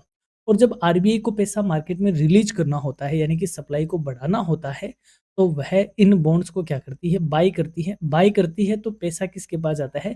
कमर्शियल बैंकों के पास जाता है। इससे मार्केट में सप्लाई ऑफ मनी बढ़ जाती है। इन्हें क्या कहते हैं? ओपन मार्केट ऑपरेशन के नाम से जानते हैं। Open market operation refers to the buying and selling of government securities by RBI in the open market। यानी कि खुले बाजार की क्रियाओं से आरबीआई द्वारा खुले बाजार में सरकारी प्रतिभूतियों की खरीद और बिक्री से लगाया जाता है। When RBI sells securities, money flows from banks to RBI and credit in the economy decreases। यानी कि जब आरबीआई प्रतिभूति बेचता है तो बैंकों से धन आरबीआई के पास चला जाता है और साख की मात्रा क्या हो जाती है? कम हो जाती है। मैंने अभी कहा जब वह बॉन्ड सेल करता है तो पैसा सारा किसके पास आ जाता है? आरबीआई के पास आ जाता है। सप्लाई ऑफ मनी क्या हो जाती है? कम हो जाती है। और जब आरबीआई प्रतिभूतियाँ खरीदता है तो पैसा बैंकों के पास चला जाता है और इससे मार्केट में साख की मात्रा बढ़ जाती है। When RBI purchases securities, money flows into banks and credit in the economy increases. I think आप इसको समझ गए होंगे। अब बढ़ते हैं अगला सीआरआर की ओर। अभी हमने जैसे यही पढ़ा कि थोड़ी देर पहले क्रेडिट क्रिएशन हमने पढ़ा, ठीक है। बैंक क्या करता है भाई, ₹100 जमा होते हैं तो वो 100 का 100 उधार देने की कोशिश करता है, लेकिन यहाँ पे आरबीआई उन पे क्रेडिट कंट्रोल करता है और ये कहता है कि आपको 2 तरीके के रेशियो मेंटेन करना होगा। एक तो सीआरआर मेंटेन करना होगा, एक एसएलआर मेंटेन करना होगा। सीआरआर प्रत्येक कमर्शियल बैंक को किसके पास मेंटेन करना होता है? आरबीआई के पास। यानी कि प्रत्येक बैंक को अपनी डिपॉजिट का एक पर्टिकुलर हिस्सा किसके पास जमा करवाना होता है? आरबीआई के पास जमा करवाना होता है। एक निश्चित परसेंटेज में कैश में जमा होता है और एक पर्टिकुलर हिस्सा अपने पास गवर्नमेंट सिक्योरिटीज में, गोल्ड में और कैश के फॉर्म में रखना होता है।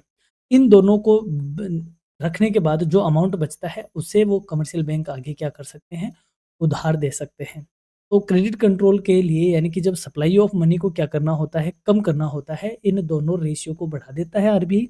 इससे ज़्यादा अमाउंट रुक जाता है और बाकी अमाउंट क्रेडिट में चला जाता है। और जब सप्लाई बढ़ानी होती है तो इन दोनों को घटा देता है, तो कम अमाउंट रखनी पड़ती है और ज़्यादातर चीज़ें उधार दे दी जाती हैं। तो समझते हैं सीआरआर को, यानी कैश रिजर्व रेशियो क्या होता है? Cash reserve ratio is the percentage of total deposits that commercial banks must keep as reserves with RBI in cash form। यानी कि कैश रिजर्व अनुपात यानी कि नगद आरक्षी अनुपात वह प्रतिशत है जो वाणिज्यिक बैंकों को अपनी कुल जमा राशि में से नगद के रूप में आरबीआई के पास रखना पड़ता है और इस पर आरबीआई किसी भी तरीके का इंटरेस्ट नहीं देता है। If CRR increases, banks have less money to lend, so credit decreases. यदि सीआरआर बढ़ता है तो बैंकों के पास ऋण देने के लिए धन क्या हो जाता है? कम रह जाता है। इससे क्रेडिट क्या हो जाती है? डिक्रीज हो जाती है। If CRR decreases, banks have more money available for lending. और यदि सीआरआर घटता है तो बैंकों के पास ऋण देने के लिए धन क्या हो जाता है? ज़्यादा हो जाता है और इससे मार्केट में सप्लाई ऑफ मनी बढ़ जाती है। इसके जस्ट अलग है, that is statutory liquidity ratio यानी कि एसएलआर, संवैधानिक तरलता अनुपात। ये बैंकों को अपने पास ही रखना होता है, लेकिन ये गवर्नमेंट सिक्योरिटीज में, गोल्ड के फॉर्म में और कैश के फॉर्म में रखा जा सकता है। SLR is the percentage of deposits that bank must maintain in the form of liquid assets such as cash, gold और गवर्नमेंट सिक्योरिटीज। यानी कि SLR वह प्रतिशत है जिसे बैंकों को अपनी जमा राशि के अनुपात में नकद, सोना या सरकारी प्रतिभूतियों के रूप में रखना होता है। Higher SLR reduce the lending capacity of banks while lower SLR increases credit availability। जब SLR बढ़ता है यानी कि रेशियो बढ़ जाता है तो बैंकों की जो ऋण देने की क्षमता है वह कम हो जाती है, और जब SLR कम होता है तो ऋण देने की क्षमता बढ़ जाती है। अब बात करते हैं रेपो और रिवर्स रेपो। यानी कि जब कमर्शियल बैंकों को आरबीआई से शॉर्ट टर्म का लोन चाहिए होता है तो किस रेट पे उनको मिलता है, वो रेपो रेपो रेट पे मिलता है। वहीं जब आरबीआई कमर्शियल बैंकों से लेता है तो वह रिवर्स रेपो रेट से होता है, और ये अस्थायी प्रकृति का होता है, यानी कि इसमें वो टाइम पीरियड फिक्स होता है और उतने टाइम पीरियड के लिए लेंड किया जाता है। Repo rate is the rate at which RBI lends short term funds to commercial banks against government securities. यानी कि रेपो दर वह दर है जिस पर आरबीआई वाणिज्यिक बैंकों को सरकारी प्रतिभूतियों के बदले अल्पकालीन ऋण प्रदान करता है। Increasing repo rate max borrowing expensive and reduce credit. यानी कि यदि आर जो रेपो रेट बढ़ेगी इससे लोन महंगा होगा तो साख की जो ऋण क्षमता है वह क्या हो जाएगी, कम हो जाएगी बैंकों की ऋण क्षमता। Decreasing repo rate increases banks to borrow more and increase lending. वहीं रेपो रेट यदि घटेगी तो बैंकों की ऋण देने की क्षमता बढ़ जाएगी। सीधी सी बात है, हर तरीके की रेट जो अपन अभी तक पढ़े हैं, यदि वो सारी बढ़ती है तो सप्लाई ऑफ मनी घटती है, और यदि वो सारी कम होती है तो सप्लाई ऑफ मनी बढ़ जाएगी। सब पे ये की बात लागू होगी। वहीं रिवर्स रेपो रेट की बात करें तो is the rate at which RBI borrows money from commercial bank. यानी कि रिवर्स रेपो रेट वह रेट है जिस पर आरबीआई कमर्शियल बैंकों से धन उधार लेता है। When reverse repo rate increases, banks prefer to deposit money with RBI instead of the lending। यानी आरबीआई का जो आरआर है, रिवर्स रेपो रेट, इसका मतलब क्या हुआ, कमर्शियल बैंक अपना पैसा किसके पास रखे, आरबीआई के पास रखे, या आरबीआई कमर्शियल बैंक से पैसा ले। तो कमर्शियल बैंक जब आरआर पे बढ़ा देगा यानी रिवर्स रेपो रेट बढ़ा देगा तो सीधी सी बात है, कमर्शियल बैंकों का एक तो पैसा क्या रहेगा, सेफ रहेगा, इधर-उधर डूबने के कोई चांस नहीं है। और यदि रेट बढ़ेगी तो कमर्शियल बैंक अपना पैसा उधार देने की बजाय किसके पास रखेंगे, आरबीआई के पास रखेंगे। वहीं यदि आरबीआई चाहता है कि बैंक मेरे पास पैसा नहीं रखे, मार्केट में दे, यानी कि सप्लाई बढ़ाना चाहता है, तो इस रेट को क्या कर देगा, सस्ता कर देगा। जैसे सस्ता होगा तो कमर्शियल बैंक आरबीआई के पास रखने की बजाय मार्केट में उधार देना बंद करेंगे। तो वही सारी चीज़ है कि रेट कोई सी भी वो बढ़ेगी तो ऋण कैपेसिटी या जो सप्लाई ऑफ मनी है वो डिक्रीज होगी, और यदि रेट डिक्रीज होती है तो सप्लाई ऑफ मनी इंक्रीज होगी। अब देखो यहाँ पे आज वर्तमान में क्या चीज़ है उसको समझ लेते हैं। वर्तमान समय में जो बैंक रेट है वो 5.50% है, रेपो रेट 5.25% है, रिवर्स रेपो रेट 3.35% है, सीआरआर 3% है, एसएलआर 18% है, वहीं एमएसएफ 5.5% है। एमएसएफ क्या होता है, तरीके से ओवरनाइट लोन की फैसिलिटी होती है, जो कि इमरजेंसी में रेपो रेट से ज़्यादा अगर लोन लेना चाहता है, तो वह एमएसएफ पे ले सकता है, और ये इमरजेंसी में ही ली जा सकती है। तो कमर्शियल बैंकों के पास इमरजेंसी में भी फंड की व्यवस्था हो, उसके लिए एक मार्जिनल स्टैंडिंग फैसिलिटी होती है, जिसे एमएसएफ कहा जाता है, और ये जनरली बैंक रेट के इक्वल ही होती है। ये थी क्वांटिटेटिव मेथड, यानी कि ये सीधी अमाउंट को डिसाइड करते थे या उसको अफेक्ट करते थे। अब बात करते हैं क्रेडिट की डायरेक्शन को चेंज करने वाले मेथड, यानी कि क्वालिटेटिव मेथड, जिन्हें सेलेक्टिव मेथड्स भी कहते हैं। Qualitative methods are used by the central bank to control the direction and purpose of credit rather than the total amount of credit। यानी कि गुणात्मक विधियां वे उपाय है जिनका उपयोग केंद्रीय बैंक साख की दिशा और उपयोग को नियंत्रित करने के लिए करता है, ना कि केवल उसकी कुल मात्रा को। पहला है मार्जिन रिक्वायरमेंट्स, यानी कि मार्जिन आवश्यकता। Margin requirement is the difference between the value of the security placed and the amount of loan granted. यानी कि मार्जिन आवश्यकता से आज से प्रतिभूति के मूल्य और दिए गए ऋण की राशि के बीच अंतर से हैं। जैसे फॉर एग्जांपल आप बैंक से लोन लेना चाहते हो तो बैंक ने कहा भाई कोई चीज़ गिरवी रखो, आपने में से मान लो ज़मीन गिरवी रखी, उस ज़मीन की वैल्यू कितनी है, 1,00,000 रुपए है, ठीक है। तो 1,00,000 रुपए ज़मीन की वैल्यू है, लेकिन लोन आपको मिला मान लो 80,000 का। तो ये जो जो चीज़ आपने गिरवी रखी और जो आपको लोन अमाउंट मिली, इन दोनों के बीच में जो डिफरेंस है इसको क्या कहते हैं, मार्जिन कहते हैं। क्या कहते हैं, मार्जिन कहते हैं। तो जब आरबीआई को सप्लाई ऑफ मनी कम करनी होती है तो इस मार्जिन को आरबीआई बढ़ा देता है। यानी 1 लाख रुपए की आपने चीज़ गिरवी रखी, आपको 60,000 का लोन मिलेगा फॉर एग्ज़ाम्पल। तो आप क्या सोचोगे कि यार चीज़ तो मैंने 1 लाख रुपए की रखी जबकि लोन मुझे मिल रहा है 60,000 का, इससे अच्छा मैं कहीं और जुगाड़ कर लेता हूँ, मैं लोन लेना अवॉइड करता हूँ। तो सीधी-सी बात है लोग लोन लेना पसंद कम करेंगे, इससे सप्लाई ऑफ मनी क्या हो जाएगी, कम हो जाएगी। और वहीं जब सप्लाई ऑफ मनी आरबीआई को बढ़ानी होगी, तो इस मार्जिन को क्या कर देंगे, कम कर देगा। यानी कि 1 लाख रुपए की अगर कोई चीज़ आप गिरवी रखते हो तो आपको 90,000 तक का लोन मिल रहा है, तो आप ईज़िली 1 लाख की चीज़ के साथ लोन लेना पसंद करोगे क्योंकि आपको मोटे अमाउंट में या फिर मार्जिन वहाँ पे कम आपको दिखेगा।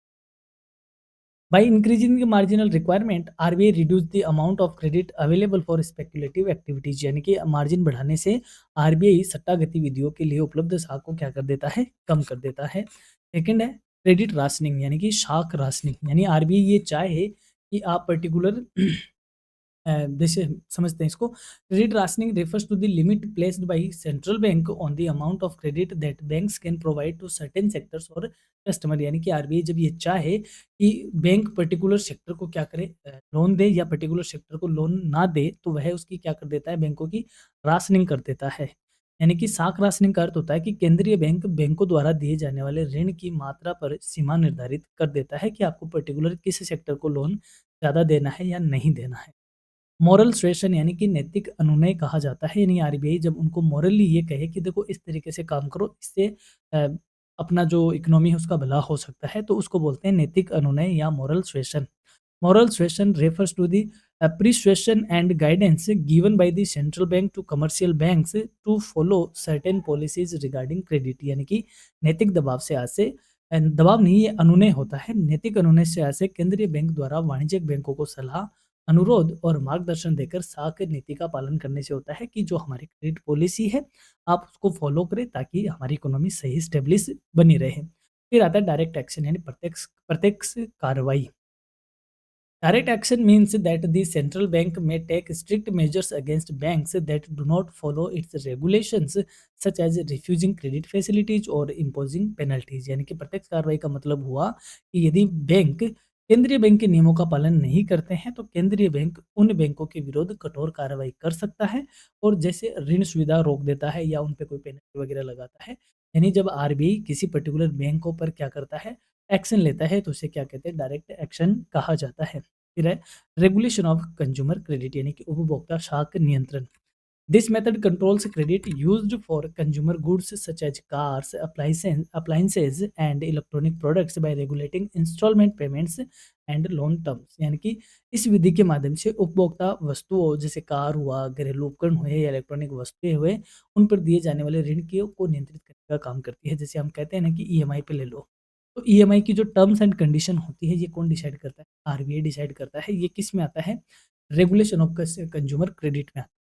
तो ये सारी चीजें आरबीआई क्या करता है, क्वालिटेटिव मेथड्स में इन टूल्स को यूज करता है। अब हम समझते हैं main provisions of banking regulation act 1949 यानी कि जो भारतीय बैंकिंग विनिमय अधिनियम है 1949, उसके क्या प्रावधान है, किस तरीके से वो इंट्रोड्यूस हुआ, इन सारी बातों को हम इसमें पढ़ेंगे। अब समझते हैं डिटेल में बैंकिंग रेगुलेशन एक्ट 1949 यानी कि जो बैंक है, क्योंकि बैंक भी एक तरीके से कंपनी ही होते हैं और लेकिन कंपनी की तरह, जैसे कंपनी के लिए हमारे पास 1913 कंपनीज एक्ट था, फिर उसके बाद 1956 हो गया, फिर उसे 2013 के तौर पे रीस्ट्रक्चर कर दिया। तो वहाँ एक्सक्लूसिव कंपनी लॉ होता है, लेकिन जो बैंक है वो किस तरीके से रेगुलेट होते हैं, उनके लिए कौन सा एक्ट है, उसका नाम है इंडियन बैंकिंग रेगुलेशन एक्ट 1949 यानी भारतीय बैंकिंग विनियमन अधिनियम 1949। ये क्या है, किस तरीके से इसका इंट्रोडक्शन हुआ, क्योंकि अब देखो यहाँ पे बड़ी बात ये है कि ये तो 1949 में आया और अभी हमने कहा कि पहला बैंक 1770 में स्टेब्लिश हुआ और इंपीरियल बैंक 1921 में हुआ, आरबीआई 1935 में हुआ और हमारे पीएनबी, एसबीआई ये बैंक तो बहुत पहले स्टेब्लिश हो गए थे। तो उनका किस तरीके से स्ट्रक्चर डिज़ाइन हुआ, इन सारी चीज़ों को हम समझेंगे इस स्पेशल क्लास में। तो सबसे पहले हम बात करते हैं अ, कि किस तरीके से ये चीज़ें स्ट्रक्चर हुई है, उनको हम यहाँ पे समझते हैं। तो चलिए देखते हैं। देखो इवोल्यूशन की बात करते हैं, evolution of banking in India यानी कि भारत में बैंकिंग का जो एक्ट है एक तरीके से, उसका किस तरीके से इवोल्यूशन हुआ हम इसको समझते हैं। हमने अभी शुरुआत में देखा कि जो पहला बैंक है इंडिया में वो 1770 में बना, यानी कि बैंक ऑफ हिंदुस्तान। थोड़ी-सी देखो ये जो स्पेलिंग एरर है इनको आप थोड़ा-सा नेगलेक्ट करके चलना, क्योंकि एआई से मैंने ये इमेज जनरेट करवाई है, तो कहीं न कहीं स्पेलिंग आपको एरर दिख सकती है। बैंक ऑफ हिंदुस्तान जो कि फर्स्ट बैंक इन इंडिया, जो कि प्राइवेट इनिशिएटिव था और इसके लिए कोई फॉर्मल रेगुलेशन नहीं था। यानी कि उस टाइम पे, यानी कि जो अर्ली फेज है 1770 से 18 वाला, इसमें कोई खास बैंकिंग लॉज़ नहीं था, कोई कंपनी लॉज़ नहीं था। कोई बैंक, जो भी जितने भी बैंक ऑपरेट हुआ करते थे वो एक तरीके से प्राइवेट या फर्म या पार्टनरशिप के तौर पे क्या होते थे, रेगुलेट होते थे। जैसे मान लो किसी ने बिज़नेस कर लिया तो बैंकिंग जैसा बिज़नेस उसका हो गया, तो वह अर्ली फेज में हुआ था। उसी के साथ जो प्रेसिडेंसी बैंक है जो कि 1806, 1840, 1843, यानी बैंक ऑफ बंगाल, बॉम्बे और मद्रास, जो कि आगे चल के इंपीरियल बैंक बनते हैं और फिर आगे चलकर जो एसबीआई में क्या होते हैं, रिस्ट्रक्चर होते हैं। तो ये बैंक भी देखो अपन को दिख ही रहा है कि कितने पहले से ये एस्टेब्लिश हुए थे, तो इनको प्रेसिडेंसी बैंक बोलते हैं। और इनकी जो एस्टेब्लिशमेंट हुई है वो एक ब्रिटिश चार्टर, यानी कि स्पेशल प्रोविजन के तौर पे इनको क्या किया गया था, एस्टेब्लिश किया गया था। यानी कि यहाँ तक भी कोई एक्सक्लूसिव बैंकिंग एक्ट नहीं हुआ करता था। फिर बात करते हैं जैसे पीएनबी हुआ, बैंक ऑफ बड़ौदा हुआ, ये वो बैंक है जो आगे चलकर कंपनी एक्ट के अंदर रेगुलेट हुए थे। लेकिन ऐसा नहीं है कि इन बैंकों को रेगुलेट करने के लिए कोई अलग से एक्ट नहीं था। उस टाइम पे भी कंपनीज एक्ट हुआ करते थे, ठीक है? स्पेशल प्रोविज़न हुआ करते थे, लेकिन होते किसके लिए थे? कंपनीज के लिए होते थे, और बैंक को भी उसी के अंडर क्या किया जाता था, रेगुलेट किया जाता था। ये जो बैंक है, यानी इस फेज में जो बैंक आए वो इंडियन बैंक बने, जो कि बाद में कंपनी स्ट्रक्चर के तौर पे क्या हुए, मूव हो गए, यानी कि कंपनीज एक्ट में आने लग गए थे। और हमारा जो 1913 वाला कंपनी एक्ट है, banks operated under general company laws, no separate banking regulation, यानी कि जो जनरल कंपनी के लॉज है उसी से ये बैंक क्या होने लग गए थे, रेगुलेट होते थे 1913 तक। अब 1913 के बाद क्राइसिस आता है, फिर इंपीरियल बैंक ऑफ इंडिया के एस्टेब्लिशमेंट की बातें होती है इस तरीके से। यानी कि 1930 तक क्या होता था, बैंक से treated as normal companies, no specific, यानी कि कोई अलग से बिजनेस लो नहीं होता था। फिर आगे चलकर 1935 में आरबीआई अपना एस्टेब्लिश होता है, और आरबीआई जो एस्टेब्लिश होता है वो एस्टेब्लिश होता है आरबीआई एक्ट 1934 के अंडर। 1934 के अंडर आरबीआई एस्टेब्लिश होता है, और आरबीआई इंडिया का एक सेंट्रल बैंक के तौर पे काम करता है। लेकिन इसके पास भी लिमिटेड कंट्रोल इनिशियली, क्योंकि आरबीआई हमें पता है शुरुआत में क्या हुआ करता था, प्राइवेट बैंक ही तो हुआ करता था। उस टाइम ब्रिटिश गवर्नमेंट थी, और कोई ऐसा इंडियन गवर्नमेंट वाला कोई सीन नहीं था कि एक्सक्लूसिव आरबीआई को ऐसा बना दिया जाए। तो इनिशियल डेज में या यूँ कहें शुरुआती फेज में आरबीआई के पास भी लिमिटेड पावर ही थी बैंकों को रेगुलेट करने की। और बैंकों को रेगुलेट क्यों करना पड़ रहा था? बैंक बहुत बड़ी तादाद में फेल हो रहे थे, लोगों का ट्रस्ट बैंकों से उठ जाता था। इतना ज़्यादा, जैसे आज हम ट्रस्ट करते हैं बैंकों पे, इतना बैंकों पे ट्रस्ट या बैंकिंग सिस्टम पे ट्रस्ट नहीं होता था। लेकिन अब धीरे-धीरे हम इस फ़ेज़ में आए हैं कि हमें ट्रस्ट हो रहा है। तो फिर इस चीज़ को, यानी कि हम 1947 में क्या हुए, आज़ाद हुए। 1947 में इंडिपेंडेंस के बाद यहाँ पे हमने बनाया बैंकिंग रेगुलेशन एक्ट 1949, यानी कि ये एक्ट जब पास होता है, और ये फर्स्ट प्रॉपर बैंकिंग लॉ था इंडिया में। तो इंडिया का जो प्रॉपर बैंकिंग रेगुलेशन एक्ट था वो 1949 में इनेक्ट होता है, जो कि बैंकिंग रेगुलेशन एक्ट होता है। और उसके बाद 1449 का फेज चालू होता है। इसमें इस एक्ट के थ्रू, यानी कि जो 49 वाला एक्ट है, इस एक्ट ने आरबीआई को बहुत सारे पावर दिए। आरबीआई गेट्स पावर्स, जैसे लाइसेंस देना, इंस्पेक्शन करना, कंट्रोल करना, बैंकों का बैंक होना, उनको रेगुलेट करना, ये सारी पावर आरबीआई को बैंकिंग रेगुलेशन एक्ट प्रोवाइड करवाता है। फिर उसके बाद 1969 में नेशनलाइजेशन हो जाता है, गवर्नमेंट का कंट्रोल हो जाता है, कई सारे बैंकों में पब्लिक सेक्टर में आ जाते हैं। फिर 1991 में लिबरलाइजेशन यानी इकोनॉमिक रिफॉर्म वाला फेज आता है, जो कि बैंकों में प्राइवेट बैंकिंग को क्या करता है, बहुत अच्छे से एंट्री देता है। यानी कि ऐसी बात नहीं प्राइवेट बैंक नहीं थे, शुरुआत से ही इंडिया में तो प्राइवेट बैंक ही थे। लेकिन आफ्टर लिबरलाइजेशन, यानी कि एलपीजी के बाद, प्राइवेट बैंकों को भी बहुत ज़्यादा क्या मिला, एक मोटिवेशन मिला। जैसे हमारे आईडीबीआई बैंक है, एक्सिस बैंक है, ये सारे बैंक तो प्राइवेट के बाद ही आए हैं। फिर आता है प्रेजेंट सिनेरियो। प्रेजेंट सिनेरियो में बैंकिंग सिस्टम क्या है, regulated digital banking, strong RBI supervision. और आज की बात करें प्रेजेंट में, तो आरबीआई का बहुत स्ट्रांगली सुपरविजन होता है किन पे, भारतीय बैंकों पे। तो ये सारी चीज़ें वो थी जो एक जर्नी के तौर पे हमने समझी कि किस तरीके से किस तरीके से बैंकिंग जो रेगुलेशन एक्ट है उसकी जर्नी रही है। अब हम इसको जब समझेंगे, यानी अब इस 1949 वाले एक्ट को हम समझेंगे, तो हमें बहुत सारी चीज़ें बहुत आसानी से समझ में आ जाएगी। तो चलिए 1949 वाले एक्ट को समझते हैं। The banking regulation act 1949 is an important law that regulates and supervises the functioning of banks in India. Banking विनियमन अधिनियम 1949 भारत में बैंकों के कार्यों को नियंत्रित और विनियमित करने वाला एक महत्वपूर्ण कानून है। The main purpose of this act is to ensure the proper management, stability and sound functioning of the banking system. यानी कि इस अधिनियम का मुख्य उद्देश्य ये है कि बैंकिंग प्रणाली का सही प्रबंधन हो, इसमें स्थिरता रहे और ये सुचारू ढंग से क्या होती रहे, चलती रहे। इस बात को सुनिश्चित करता है कौन? Indian banking regulation act 1949। या यूँ कहे, इन सब कामों के लिए हमें इस एक्ट की ज़रूरत पड़ी। This act gives powers to the RBI to control, to regulate and to supervise commercial banks in the country. यानी कि ये अधिनियम है, आरबीआई को देश के वाणिज्यिक बैंकों को नियंत्रित करने की शक्ति देता है, उन्हें विनियमित करने की और उन्हें उनका पर्यवेक्षण करने की शक्तियाँ प्रदान करता है। यानी कि आरबीआई इतना पावरफुल होता है बैंकों के लिए, वो ये 1949 का एक्ट ही उसे एम्पावर करता है। It applies mainly to banking companies operating in India. यानी कि मुख्य रूप से यह भारत में काम करने वाली जो बैंकिंग कंपनियां हैं उन पर यह लागू होता है।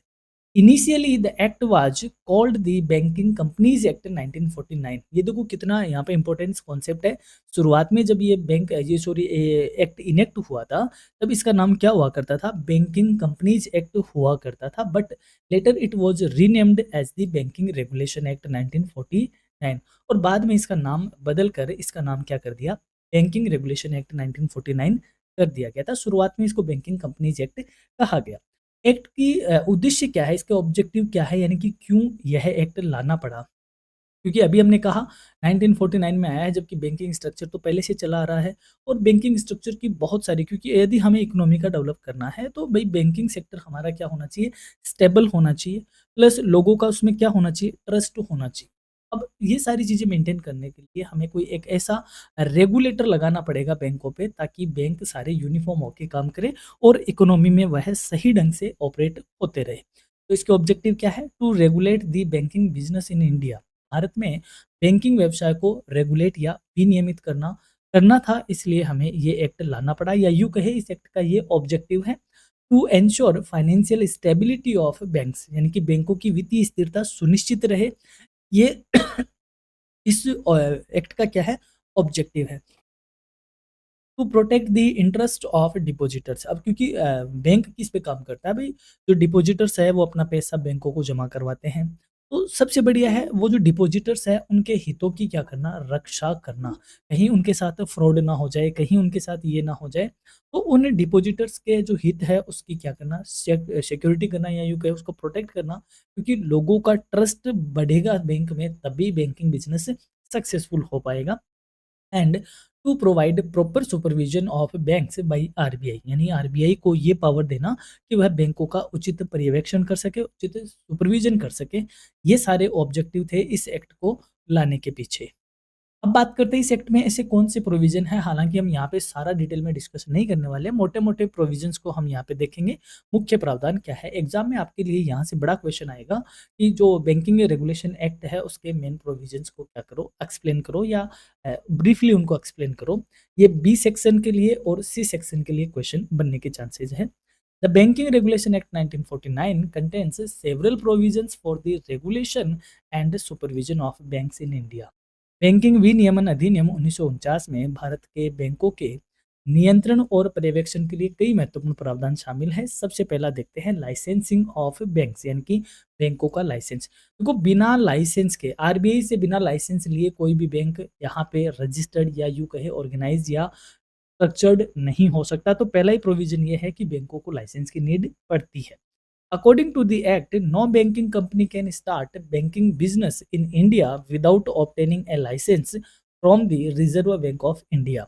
इस अधिनियम के अनुसार कोई भी बैंकिंग कंपनी भारतीय रिजर्व बैंक से लाइसेंस प्राप्त किए बिना अपना बैंकिंग व्यवसाय शुरू नहीं कर सकती। यानी उनके पास एक लाइसेंस होना चाहिए, जो कि कौन देगा? आरबीआई देगा। तो इसका सीधा-सीधा मतलब है बिना आरबीआई की मर्ज़ी के कोई भी बैंकिंग बिज़नेस इंडिया में नहीं कर सकता। This provision ensures that only financially sound and properly managed banks operate in the country. और क्योंकि लाइसेंस उन्हीं को मिलेगा जो कि क्या होगा कि केवल आर्थिक रूप से सक्षम और उचित रूप से प्रबंधित बैंक ही क्या हो, देश में कार्य करे। इस बात को सुनिश्चित करेगा कौन? आरबीआई करेगा, और उसके बाद उन्हें क्या देगा? लाइसेंस देगा। यानी कि लाइसेंस देने की जो प्रोसेस है उसमें ये देखा जाएगा क्या वह बैंक इकोनॉमिकली तौर पे साउंड है, या वह ऐसा इतना मैनेज्ड है कि वह जो बैंक के तौर पे इकोनॉमी में काम कर सकता है, उसे ही बैंक क्या देता है? आरबीआई लाइसेंस देता है। सेकंड प्रोविजन है regulation of share capital and voting rights. यानी कि क्योंकि कंपनी है और बैंकों की जो कैपिटल है वो शेयर कैपिटल के तौर पे ही डिवाइडेड होती है। The act prescribe rules regarding the minimum capital requirement and voting rights of share holders. यानी कि यह अधिनियम न्यूनतम पूंजी आवश्यकता और शेयर धारकों के मतदान अधिकारों से संबंधित नियम को निर्धारित करता है। इसके अलावा no share holder can exercise voting rights beyond the prescribed limit to prevent concentration of control. यानी कि कोई भी शेयर धारक अपनी निर्धारित सीमा से अधिक मतदान के अधिकार का उपयोग नहीं कर सकता, जिससे नियंत्रण का केंद्रीकरण रोका जा सके। यानी कि ऐसा नहीं कि कुछ लोग इसमें अपना एक ये कहे कि जैसे हंट बना के या यूँ कहे गैंग बना के वह क्या कर सके, पूरे बैंक को अपने कंट्रोल ले सके, ऐसा इसमें सिस्टम नहीं होता है। यानी कि जो उनके पास वोटिंग राइट्स है उसका प्रॉपर क्या होता है? रेगुलेशन होता है।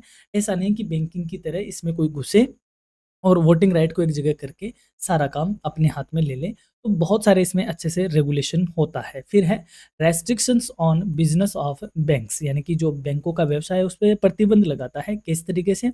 The act specifies the types of businesses that banks can undertake and also restricts banks from engaging in non banking activities that may involve excessive risk. यानी कि यह अधिनियम यह निर्धारित करता है कि बैंक किस प्रकार के व्यवसाय कर सकते हैं और उन्हें गैर बैंकिंग गतिविधियों में शामिल होने से रोकता है, जो कि अधिक जोखिमपूर्ण हो सकती है। यानी कि जैसे मान लो कोई बैंक बना, बैंक का मतलब क्या है? लोगों से पैसा जमा लेना और उनको उधार देना, लोन देना और इनको मांगने पे लौटाना, और अदर फाइनेंशियल सर्विसेज क्या करना? प्रोवाइड करवाना। ये मेन काम से अगर कोई इंस्टीट्यूट भटक के कोई दूसरे काम में जाता है, यानी कि नॉन बैंकिंग एक्टिविटीज में घुसता है, तो उन पर ये प्रोविजन हावी होकर उसे उन्हें ऐसा करने से रोक सकता है या रोकता है, ताकि क्योंकि लोगों का पैसा है इसमें, ताकि इसकी रिस्क क्या हो सके? कम हो सके। यानी कि नॉन बैंकिंग एक्टिविटीज में एंटर होने से ये एक्ट या यूँ कहे ये प्रोविजन बैंकों को रोकता है, क्योंकि बैंकों का मेन काम क्या है? उस मेन काम के तौर पे ही काम होता है। अब जो कोई एनबीएफसी के तौर पे होता है, उन पे अलग रेगुलेशन एक्ट लागू होते हैं, उनको काम ही एनबीएफसी वाले करने होते हैं, यानी कि नॉन बैंकिंग फाइनेंशियल कॉर्पोरेशन जैसे काम करने होते हैं। Banks are mainly allowed to deal with activities related to accepting deposits, lending money and financial services। यानी जो बैंक है वो मुख्य रूप से जमा स्वीकार करने, ऋण देने और वित्तीय सेवाएं की अनुमति ही होती है। यानी कि आप ये काम करते हो, ये आपका मेन काम है। इसके अलावा आप अदर काम में अगर जा रहे हो, इन्वॉल्व होते हो, तो आपको ऐसा करने से रोका जाएगा। फिर है मेंटेनेंस ऑफ कैश रिजर्व। यानी कि अभी हमने ऊपर पढ़ा था मॉनेटरी पॉलिसी में, क्रेडिट कंट्रोल में, कि हर बैंक को आरबीआई के पास क्या मेंटेन करना होता है? कैश रिजर्व मेंटेन करना होता है। और यह अगर नहीं करता तो आरबीआई इन पे अच्छे से फाइन भी लगाता है। क्योंकि ये क्यों मेंटेन करवाया जाता है? पहली बात तो क्रेडिट का कंट्रोल हो ही हो, प्लस बैंक के पास ऐसा नहीं कि सारे 100 रुपए आए तो सारे के सारे उधार दे दो। तो इस तरीके से तो बैंक, क्योंकि बैंक का काम प्रॉफिट कमाना है, और प्रॉफिट कैसे कमाएगा? जैसे वह उधार देगा तो कमाएगा। तो ये सारा पैसा वह उधार दे, इस बात को रोकने के लिए इस तरीके के रिजर्व मेंटेन करवाए जाते हैं। Banks are required to maintain a certain percentage of their deposits as cash reserve with the RBI of India, यानी कि रिजर्व बैंक ऑफ इंडिया। यानी कि बैंकों को अपनी जमा राशि का एक निश्चित भाग आरबीआई के पास नगद आरक्षित अनुपात के रूप में या रिजर्व के रूप में जमा रखना होता है। This helps in maintaining liquidity and financial stability in the banking system. और यह जो प्रणाली है वो बैंकिंग प्रणाली में तरलता और वित्तीय स्थिरता बनाए रखती है। यानी कि उनका एक पैसा किसके पास रहता है? हरदम आरबीआई के पास रहता है। इससे बैंकों की लिक्विडिटी भी मेंटेन रहती है और वह इस फाइनेंशियली तौर पे साउंड भी रहते हैं, तो इसलिए ये मेंटेन करवाए जाते हैं। फिर आता है control over management of banks. यानी कि बैंकों के प्रबंधन पर नियंत्रण। The act gives RBI the power to appointment, remove और approve the appointment of key managerial persons in banks. यानी कि ये जो प्रोविजन है वो आरबीआई को पावर देता है, शक्ति देता है कि वह बैंकों के मुख्य प्रबंध के अधिकारियों की नियुक्ति को स्वीकृति देता है, उसको नियुक्त करता है या उसे हटा भी सकता है। यानी कि जो भी बैंक होते हैं उनके जो मैनेजरियल पर्सन्स होते हैं, वो बिना आरबीआई की अनुशंसा के काम नहीं कर सकते। ये इसका मतलब ये है, वही अप्रूव करता है उनके अपॉइंटमेंट को, यानी कि आरबीआई ही अप्रूव करता है। आरबीआई उन्हें हटा भी सकता है, आरबीआई उन्हें रिमूव भी कर सकता है। कहने का मतलब आरबीआई की अप्रूवल के साथ ही मैनेजरियल पर्सन्स रिक्रूट होते हैं। This ensures proper management and prevents mismanagement, और यह इस बात का को सुनिश्चित करता है कि प्रबंधन उचित ढंग से होता रहे और कुप्रबंधन को क्या किया जा सके, रोका जा सके। क्योंकि दोबारा कह रहा हूँ कि जैसे मैंने अभी आपको कहा कि जो फाइनेंस होता है वो इकोनॉमी में ब्लड के तौर पे काम करता है, और ब्लड किन में बहता है? नसों में बहता है। नसें क्या है? बैंक है। तो अगर आप किसी नस को ऐसे दबा दोगे तो पूरे सिस्टम पे उसका इम्पैक्ट आता है। तो इन नसों को सही ढंग से क्या हो, इसमें अपना ब्लड या फाइनेंस बहता रहे, आरबीआई इस बात का स्पेशल ख्याल रखता है, और ये एक्ट आरबीआई को ऐसी पावर भी देता है। फिर आता है इंस्पेक्शन ऑफ बैंक्स, यानी कि बैंकों का निरीक्षण। RBI has the authority to inspect the books, to accounts and records of banks to ensure that banks are operating according to regulation. RBI को ये अधिकार प्राप्त होता है कि वह बैंकों की को खातों और अभिलेखों का क्या कर सके, निरीक्षण कर सके, ताकि वह ये सुनिश्चित कर सके कि जो बैंक है वो नियमों का सही ढंग से पालन कर तो रहे हैं या नहीं कर रहे हैं। यानी कि आरबीआई कभी भी किसी भी बैंक का क्या कर सकता है, इंस्पेक्शन कर सकता है, और वह उसके अकाउंट्स को, उसके जो भी रिपोर्ट है, रिकॉर्ड है, बुक्स है, इन सबको क्या करता है, जाँच सकता है, ताकि ये देखा जा सके कि बैंक क्या कर रहे हैं, अपना काम प्रॉपर वे में कर रहे हैं या नहीं कर रहे हैं। फिर आता है regulation of loans and advances, यानी कि the act places restrictions on banks regarding granting loans to directors and related parties to prevent misuse of banks fund. यानी कि जो ऋण और अग्रिम पे जो नियंत्रण होता है, कहने का मतलब यही है, जैसे वो बोलते हैं ना, अंधा बाटे रेवड़ी फिर निज को दे। अब जैसे मान लो आप अगर बैंक में मैनेजर बन गए, आपके पास बैंक का बहुत अच्छा पोस्ट है, तो आप क्या करोगे? आप तो अपने ही लोगों को तो फ़ायदा कराओगे। बस यह जो प्रोविज़न है, ये इस बात को रोकता है। यह अधिनियम बैंकों को निदेशकों और उनसे संबंधित व्यक्तियों को ऋण देने पे प्रतिबंध लगाता है, ताकि बैंक के धन का दुरुपयोग न हो सके। यानी कि कहने का मतलब, अंधा रेवड़ी भी बाँटेगा तो अंधे की आँख कौन बनेगा? यहाँ पे आरबीआई बनेगा। कि आपको इन बातों का विशेष ख़्याल रखना है कि किस सेक्टर में किस तरीके से लोन आपको देना है। कहीं ऐसा तो नहीं कि आप अपने ही आदमियों को यहाँ पे फ़ायदा करवा रहे हो। फिर आता है power of RBI to issue directions, यानी कि आरबीआई को निर्देश देने की शक्ति भी है इस प्रोविज़न के अंतर्गत। The RBI of India has the power to issue directions and guidelines to banks in the interest of public welfare and financial stability. भारतीय रिजर्व बैंक को ये अधिकार प्राप्त है, या ये अधिकार ये एक्ट देता है कि वह जनहित और वित्तीय स्थिरता के लिए बैंकों को समय-समय पर निर्देश और दिशा निर्देश जारी करता है। Banks must follow these instruction, और बैंकों के लिए ये है कि उन्हें इन निर्देशों का पालन करना ही होगा।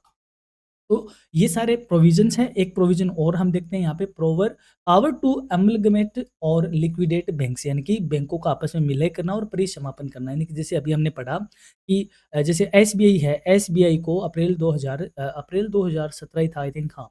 उसमें क्या हुआ था कि एसबीआई के जो एसोसिएट बैंक्स थे उन सबको किस में मर्ज कर दिया गया? आरबीआई एसबीआई में कर दिया गया। पीएनबी के साथ 2019 में कई बैंक मर्ज हुए, या फिर बहुत पहले 1949 में एक बैंक पीएनबी में मर्ज हुआ। किसी बैंक को डिसॉल्व करना, ये सारे जो डिसीजंस है, ये सारे किसके हाथ में हैं? आरबीआई के हाथ में है कि वह बैंकों को आपस में मर्ज करवाए, या किसी बैंक को खत्म करना है, लिक्विडेट करना है, तो ये पावर भी आरबीआई के पास है। RBI has the authority to recommend amalgamation, reconstruction और liquidation of weak banks in order to protect depositors and maintain stability in the banking system. RBI को कमजोर बैंकों के विलय, उनके पुनर्गठन या उनका परिसमापन की सिफारिश करने का क्या है? अधिकार प्राप्त है, ताकि जमाकर्ताओं का क्या रह सके? हित सुरक्षित रह सके। ऐसा नहीं कि हम एक वीक बैंक है, बस वह लोगों से पैसा एक्ट कर रहा है, उधार दे नहीं रहा और एक दिन वह गायब हो जाएगा, इस तरीके से ना हो। यदि वीक बैंक है तो उसे कोई अच्छे बैंक के साथ मर्ज किया जाए, या फिर उसको क्या कर दिया जाए, लिक्विडेट किया जाए, या उसका रिकंस्ट्रक्शन कर दिया जाए। तो ये सारे पावर आरबीआई के पास ये एक्ट देता है। फिर है preparation and audit of accounts, यानी कि खातों की तैयारी करना, यानी खाते तैयार करना और उनकी ऑडिट या उनका अंकेक्षण करवाना। Banks are required to prepare balance sheets and profit and loss accounts regularly, and these accounts must be audited properly. यानी बैंकों को विनियमित या नियमित रूप से बैलेंस शीट और अपने लाभ हानि खाता तैयार करना है और इन खातों का सही तरीके से सही समय पर उनका अंकेक्षण या उनकी ऑडिट करवाया जाना जरूरी है। ये सारे प्रोविजन बैंकिंग रेगुलेशन एक्ट 1949 में है। तो हमें सिर्फ मोटे-मोटे ही रखने हैं, जैसे मैंने यहाँ पे 10 प्रोविजन रखे हैं, तो आप अगर इनको भी अच्छे से एग्ज़ाम में एक्सप्लेन करते हो तो ये क्योंकि 20 नंबर का क्वेश्चन होगा, तो आप अगर इन एक-एक पॉइंट को भी अच्छे से एक्सप्लेन करते हो तो आपका बहुत इसमें से अच्छे से हो जाएगा। और इस जर्नी को आप ज़रूर याद रखिएगा कि ये जर्नी क्यों आई, किस तरीके से आई, उससे पहले क्या था। अब हम बढ़ते हैं reserve bank of India act 1943 के, यानी कि इसके क्या प्रोविजंस है। कि जो आरबीआई है उसकी स्थापना जो हुई है वो आरबीआई एक्ट 1934 के अंडर ही हुई है। समझते हैं इसके इंट्रोडक्शन को। जनरली हमने इस सारी चीज़ को वैसे तो समझ लिया है, वही चीज़ हम यहाँ पे दोबारा पढ़ने वाले हैं। The RBI act 1934 is the law under which the RBI was established, यानी कि भारतीय रिज़र्व बैंक अधिनियम 1934 वह कानून है जिसके अंतर्गत आरबीआई की स्थापना की गई थी। This act provides the legal framework for the organisation, powers, functions and management of the central bank of India, यानी कि यह अधिनियम भारत के केंद्रीय बैंक की संरचना, शक्तियों, कार्यों और प्रबंधन के लिए कानूनी ढांचा प्रदान करता है। यानी कि आरबीआई एक्ट में ही आरबीआई के लिए सारी बातों का क्या है, जिक्र है। The act was passed by the British Indian government in 1934 and the Reserve Bank of India started functioning on 1 अप्रैल 1935। यानी कि यह अधिनियम 1934 में ब्रिटिश भारत सरकार द्वारा पारित किया गया था और भारतीय रिजर्व बैंक ने 1 अप्रैल 1935 से अपना कार्य करना शुरू किया था। यानी कि अब यहाँ पे जो इम्पोर्टेंट चीज़ है वो ये है कि आपसे पूछा जाएगा कि आरबीआई की स्थापना कब हुई? तो तारीख होगी 1 अप्रैल 1935। The main purpose of this act was to regulate the issue of bank notes, maintain monetary stability and operate the credit and currency system of the country in a systematic manner. यानी कि इस अधिनियम का जो main उद्देश्य है वो ये था कि मुद्रा नोटों का निर्गमन को नियंत्रित करना, यानी कि क्योंकि बात उस 1934-1935 की है, तो बैंकिंग नोट इश्यू करने की भी सबसे ज़्यादा दिक्कत थी कि किस तरीके से इस अथॉरिटी को एक सेंट्रलाइज किया जाए, साथ ही में मौद्रिक स्थिरता बनाए रखना और देश की शाख और मुद्रा प्रणाली को व्यवस्थित रूप से क्या करना, संचालित करना, ये सारे इसके उद्देश्य थे। Later 1949 the Reserve Bank of India was nationalised and become fully owned by the government of India, यानी कि बाद में 1949 में आरबीआई का राष्ट्रीयकरण कर दिया गया और यह पूरी तरह से भारत सरकार के स्वामित्व में आ गया था। यानी कि आरबीआई का जो नेशनलाइजेशन हुआ था वो हुआ था 1 जनवरी 1949 को। तो ये भी आपको याद रखना है कि बाद में, क्योंकि शुरुआत में जो आरबीआई था वो एक प्राइवेट बैंक हुआ करता था, बाद में जब आज़ाद हुआ भारत तो उसके बाद आरबीआई का क्या कर दिया गया, नेशनलाइजेशन कर दिया गया। अब ऑब्जेक्टिव क्या है आरबीआई एक्ट के, यानी कि क्यों आरबीआई का एक्ट बना? तो पहला है to establish the Reserve Bank of India as the central bank of the country, यानी कि पहला ये था कि भारत के केंद्रीय बैंक के रूप में भारतीय रिजर्व बैंक की क्या करना, स्थापना करना। Second, to regulate the issue of currency notes, यानी कि जो देश के बैंक नोट है, मुद्रा है, उसके नोट का निर्गमन को क्या करना, रेगुलेट करना, उसके लिए ये एक्ट आया।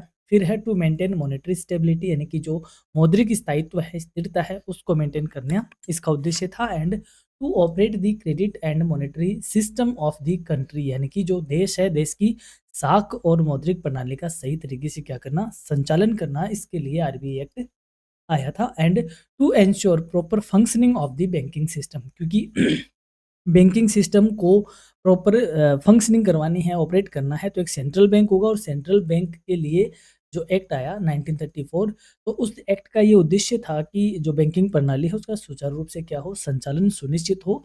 ये भी इसका क्या रहा, एक उद्देश्य रहा। अब बात करते हैं इस एक्ट के मेन प्रोविजंस के बारे में कि क्या-क्या मुख्य प्रावधान है इस एक्ट के।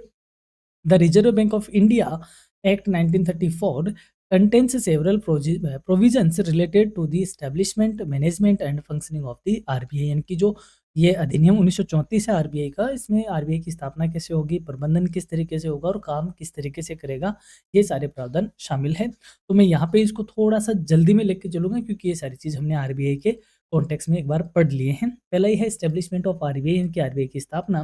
The act provided for the establishment of the RBI as the central bank of the country, यानी कि ये अधिनियम के अंतर्गत भारतीय रिजर्व बैंक को देश का केंद्रीय बैंक के रूप में स्थापित किया गया। The RBI was established to regulate currency and credit in India, यानी कि आरबीआई को भारत में मुद्रा और साख को नियंत्रित करने की जिम्मेदारी दी गई। फिर है इश्यू ऑफ करेंसी नोट्स, यानी कि मुद्रा नोटों का निर्गमन करना। The under this act the RBI was given the sole authority to issue currency notes in India except 1 rupee notes and coin which are issued by the government of India. यानी कि इस नियम के अंतर्गत यही है कि आरबीआई सारे बैंक नोट इशू करेगा, सिर्फ 1 रुपए के नोट को और कॉइन्स को छोड़कर, जो कि भारत सरकार द्वारा जारी किए जाते हैं। This provision helps in maintaining uniformity and control over the money supply. और इससे क्या होगा, देश में मुद्रा आपूर्ति पर नियंत्रण रहेगा और एकरूपता बनी रहेगी। कैपिटल ऑफ आरबीआई, यानी कि आरबीआई की पूंजी क्या होगी। शुरुआत में मैंने कहा आरबीआई क्या था, एक प्राइवेट बैंक ही था। The act fix the initial capital of RBI that is ₹5 crore divided into shares of ₹100 each, यानी कि इस अधिनियम के अनुसार आरबीआई की जो प्रारंभिक पूंजी है वो 5 करोड़ रुपए निर्धारित हुई थी, और जो कि 100 रुपए के शेयर्स में क्या थी, विभाजित थी। After nationalisation in 1949 the entire capital was taken over the government of India, और जो इसका राष्ट्रीयकरण हुआ था तो उसके बाद जो सारी पूंजी वो भारत सरकार के अधीन आ गई थी। मैं यहाँ पे आपसे पूछना चाहूँगा कि नेशनलाइजेशन क्या होता है? कौन-सी चीज़ को नेशनलाइजेशन कहते हैं? अ, ये आप कमेंट करके बताइएगा। आगे बढ़ते हैं। मैनेजमेंट ऑफ आरबीआई, आरबीआई का मैनेजमेंट कैसे होगा? एक सेंट्रल बोर्ड ऑफ डायरेक्टर होगा जिसमें गवर्नर होंगे, डिप्टी गवर्नर होंगे, और जो डायरेक्टर्स नॉमिनेट करेगी गवर्नमेंट ऑफ इंडिया, इनके थ्रू ये इसका जो मैनेजमेंट है, यानी प्रबंधन है, वो चलता रहेगा। ये हमने ऊपर पढ़ लिया है। Banker to the bank government, यानी कि ये सरकार का बैंकर होगा, सरकार का फाइनेंशियल एडवाइजर, सरकार का एजेंट, सरकार का बैंकर। एंड स्टेट गवर्नमेंट का बैंक भी कौन होता है? आरबीआई ही होता है। मैं इन चीज़ों को डिटेल में इसलिए नहीं बता रहा क्योंकि हम इन सबको पढ़ चुके हैं। बैंकर्स बैंक यानी बैंकों का बैंक होता है, क्योंकि इसको banker to the last resort कहते हैं। ये अन्य बैंकों के बैंकर के रूप में काम करता है। Commercial bank keep parts of their reserve with RBI and can obtain financial assistant when required, यानी कि जो कमर्शियल बैंक है वो अपनी आरक्षित राशि का एक भाग आरबीआई के पास रखते हैं और आवश्यकता होने पर वित्तीय सहायता भी प्राप्त करते हैं। दैट्स वाई ये बैंकर्स का बैंक कहा जाता है। कस्टोडियन ऑफ कैश रिजर्व, यानी कि जो नगद भंडार है उसका संरक्षक भी कौन होता है? आरबीआई होता है, क्योंकि कमर्शियल बैंकों को अपनी एक जो जमा है उसका एक निश्चित भाग कहाँ रखना होता है? आरबीआई के पास रखना होता है। मैनेजमेंट ऑफ फॉरेन एक्सचेंज, यानी कि विदेशी मुद्रा का प्रबंधन भी कौन करता है? आरबीआई ही करता है। फिर है power to conduct monetary policy, जिसे हमने क्रेडिट कंट्रोल के नाम से पढ़ा है। तो उस क्रेडिट कंट्रोल या मॉनेटरी पॉलिसी को कंडक्ट करने का पावर भी किसके पास है? आरबीआई के पास है। इससे वह मनी सप्लाई को इकोनॉमी में क्या करता है? रेगुलेट करता है या कंट्रोल करता है। ये सारे ये प्रोविजन है किसके? ये सारे प्रोविजन है आरबीआई की। इसको हम यहाँ समझ सकते हैं। इस्टेब्लिशमेंट ऑफ आरबीआई कैसे हुआ? स्टार्टिंग इनिशियल जो कैपिटल है वो 5 करोड़ थी। फिर सोल अथॉरिटी था किसका? ये करेंसी इशू का अथॉरिटी है इवन, और ये मनी सप्लाई को क्या करते हैं? कंट्रोल करता है। सेंट्रल बोर्ड ऑफ सेज का डायरेक्टर से इसका मैनेजमेंट चलता है, जिसमें गवर्नर, डिप्टी गवर्नर और डायरेक्टर्स होते हैं। बैंकिंग फंक्शन में ये सरकार के बैंक के तौर पे काम करता है, बैंकों का बैंक है, और कैश रिजर्व का कस्टोडियन बनता है। और इकोनॉमिक कंट्रोल की बात करें तो फॉरेन एक्सचेंज को रेगुलेट करता है, और साथ ही में मॉनेटरी पॉलिसी को भी क्या करता है? रेगुलेट करता है। अब हम बढ़ते हैं आगे। कस्टमर बैंकर रिलेशनशिप, यानी कि बैंक कस्टमर रिलेशनशिप जनरल और स्पेशल रिलेशनशिप होते हैं, यानी कि बैंकर ग्राहक जो संबंध है उसको स्टार मार्क लगा लो, एग्जाम में यहाँ से क्वेश्चन पूछा ही जाएगा, लगभग चांसेस होते हैं। क्या होता है कि ये बैंक है, ठीक है, आपने इस बैंक में क्या ओपन करवाया? अपना अकाउंट ओपन करवाया। ये आप है, आपने बैंक में अकाउंट ओपन करवाया और आप बैंकिंग काम ट्रांजैक्शन कर रहे हो। तो आप में और जो आप, क्योंकि आप कस्टमर क्या है, आप बैंक के क्या हुए? कस्टमर हुए, और बैंक बैंक है। तो आप में और बैंक में अकाउंट ओपन करवाने के मार्फत और जो बैंकिंग ट्रांजैक्शन है उनके करने से जो रिलेशनशिप बनता है उसको क्या कहते हैं? कस्टमर बैंकर रिलेशनशिप कहा जाता है। समझते हैं इसको। The banker customer relationship refers to the legal and business relationship that exists between a bank and its customers when a person opens an account or conducts banking transactions with the bank, यानी कि banker ग्राहक संबंध से आशय उस कानूनी और व्यावसायिक संबंध से है जो कि बैंक और उसके ग्राहकों के बीच तभी स्थापित होता है जब कोई व्यक्ति बैंक में खाता खोल लेता है या खुलवाता है या बैंक के साथ वित्तीय लेन देन करता है। यानी कि जब आप बैंक में अकाउंट खुलवा के बैंक के साथ कोई ट्रांजैक्शन करने लगते हो तो आप में और बैंक में जो रिलेशनशिप होता है उसे बैंकर कस्टमर रिलेशनशिप कहा जाता है। This relationship is mainly based on contractual obligations and mutual trust. और ये जो संबंध होता है ये मुख्य रूप से आप में और बैंक के बीच में जो एग्रीमेंट होता है, जो कॉन्ट्रैक्ट होता है उस पर और आपसी विश्वास पर क्या होता है, आधारित होता है।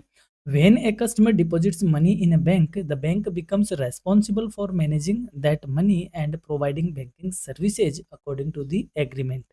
यानी कि जब कोई ग्राहक बैंक में अपना धन जमा करता है तब बैंक उस धन को प्रबंधन करने और निर्धारित सेवाएं प्रदान करने के लिए क्या हो जाता है, उत्तरदायी हो जाता है। इसलिए ये जो रिलेशनशिप है ये आपसी कॉन्ट्रैक्ट और म्यूचुअल ट्रस्ट पे क्या होता है, बेस होता है और उसी के साथ ये चलता है। इन शॉर्ट हम समझ लेते हैं, बैंक और ग्राहक के बीच होने वाला जो रिलेशनशिप होता है, जो लीगल रिलेशन है वो उसे बैंकर कस्टमर रिलेशनशिप कहते हैं। ये बेस्ड ऑन कॉन्ट्रेक्चुअल ऑब्लिगेशन, यानी कि जो कॉन्ट्रेक्चुअल कॉन्ट्रैक्ट होता है उस पे ये बेस्ड होता है। कस्टमर बैंक में डिपॉजिट करता है अपनी मनी, बैंक उस फंड को मैनेज करते हैं और जो एग्रीमेंट में जो बातें हुई है उसके अकॉर्डिंग सर्विस प्रोवाइड करवाने की जिम्मेदारी बैंक की होती है। इसे कहते हैं बैंकर कस्टमर रिलेशनशिप। 2 तरीके की रिलेशनशिप होती है जनरली, एक जनरल रिलेशनशिप होता है और एक स्पेशल रिलेशनशिप, यानी कि सामान्य संबंध और विशेष संबंध होते हैं बैंक और ग्राहक के बीच में। समझ लेते हैं सबसे पहले general relationship between banker and a customer. The general relationship between a banker and a customer is mainly that of A debtor and creditor. यानी कि बैंकर और ग्राहक के बीच सामान्य संबंध मुख्य रूप से ऋणी और लेनदार का होता है। इसको यहाँ पे तुरंत ही समझा देता हूँ, बार बार आएगा। जैसे यहाँ पे बैंक है और यहाँ पे आप हो, ठीक है। आपने बैंक में पैसे डिपॉजिट करवाए, ठीक है। तो आपने बैंक को क्या दिया है, एक तरीके से उधार दिया है। एक तरीके से ये कह सकते हैं कि बैंक को आपने पैसे दिया है, तो बैंक की क्या ज़िम्मेदारी है, इस पैसे को आपको लौटाएँगे जब आप माँगोगे। क्लियर? तो बैंक की रिस्पॉन्सिबिलिटी है ये पेमेंट को लौटाने की, और आपने बैंक में पैसा दिया है। तो अगर मैं इसको कॉमर्स की भाषा में कहूँ तो बैंक आपका क्या है, ऋणी है। क्या है? ऋणी। और आप क्या हो, ऋणदाता। क्या हो? ऋणदाता। तो ऋणी को हम क्या कहेंगे, डेटर कहेंगे। बैंक आपका क्या है, डेटर है, और आप बैंक के क्या हो, क्रेडिटर हो। सीधी सी बात है। तो बैंक में पैसा जमा कराने से जो रिलेशनशिप बिल्ड हुआ उसे हम जनरल रिलेशनशिप कहते हैं। इसमें बैंक में पैसा जमा कराने से बैंक आपका डेटर हो गया और आप बैंक के क्रेडिटर हो गए। क्लियर? वहीं अगर उल्टा कर लिया जाए कि आपने बैंक से क्या लिया है, लोन लिया है। आपने क्या लिया है, बैंक से लोन लिया है। इस बार आपने लोन लिया है बैंक से। तो अब आप क्या बन गए, बैंक के ऋणी बन बन गए, और बैंक आपका क्या है, ऋणदाता। तो इस सिचुएशन में आप बैंक के क्या हो गए, डेटर, और बैंक आपका क्या हो गया, क्रेडिटर। सीधी सी बात है। आपके अकाउंट में पैसे आते हैं तो वो भी क्या आते हैं, क्रेडिटेड तो आते हैं। जबकि हम जनरल एंट्री करते हैं तो व्यापार में जब पैसा आता है उसे हम क्या कहते हैं, डेबिट करते हैं। लेकिन आप बैंक के क्रेडिटर हो, उस केस में बैंक आपके अकाउंट के पॉइंट ऑफ व्यू से मनी का क्या करता है, क्रेडिट करता है। वो चीज़ों को छोड़ो, सिंपल बैंक में पैसा जमा कराने से बैंक और आपके बीच में डेटर क्रेडिटर का रिलेशन बिल्डअप होता है, और बैंक से लोन लेने पर कस्टमर और बैंक में क्रेडिटर और डेटर का रिलेशनशिप बिल्ड होता है। आई होप आप इस चीज़ को समझ गए होंगे। इसे ही जनरल रिलेशनशिप कहा जाता है। When a customer deposits money in a bank, the bank becomes the debtor यानी कि borrower, and the customer becomes the creditor यानी कि lender, because the bank owes the money to the customer। यानी कि जब कोई ग्राहक बैंक में धन जमा करता है तो बैंक ऋणी बन जाता है और ग्राहक लेनदार बन जाता है, क्योंकि बैंक उस धन को ग्राहक को लौटाने के लिए क्या होता है, उत्तरदायी होता है। Similarly, when the bank provides a loan to the customer, the relationship becomes reversed. The customer becomes the debtor and the bank becomes the creditors। इसी प्रकार जब बैंक ग्राहक को ऋण देता है तो ये संबंध उल्टा हो जाता है। इस केस में ग्राहक ऋणी हो जाता है और बैंक लेनदार बन जाता है। आई होप आप इसको समझ गए होंगे। इसके फीचर्स समझ लेते हैं, इसकी विशेषताएं क्या है। Based on debtor creditor relationship, यानी कि यह ऋणी लेनदार संबंध पर क्या होता है, आधारित होता है। क्रिएटेड थ्रू बैंकिंग ट्रांजेक्शन, ये बैंकिंग लेन देन के माध्यम से स्थापित होता है। Govern by banking laws and contracts, यानी कि यह बैंकिंग अनुबंधों और कानूनों और अनुबंधों द्वारा नियमित होता है या नियंत्रित होता है। Bank must repay the deposit amount on demand और अकॉर्डिंग टू द एग्रीमेंट, यानी कि बैंक जो राशि जमा करवाई है ग्राहक ने उसको या तो माँगने पर देगा या फिर समझौते के अनुसार लौटाएगा। जैसे माँगने पे होगा, जैसे आपने सेविंग डिपॉज़िट यानी कि जो सेविंग अकाउंट है, उसमें यदि आपने पैसे जमा करवाए हैं, तो जब आप माँगोगे बैंक दे देगा। वहीं आपने फिक्स्ड डिपॉज़िट करवा रखी है, तो जो आपके बीच में एग्रीमेंट हुआ है कि हम 3 साल तक ये एफडी रखेंगे, तो 3 साल के बाद आपको पेमेंट मिल जाएगा, सीधी-सी बात है।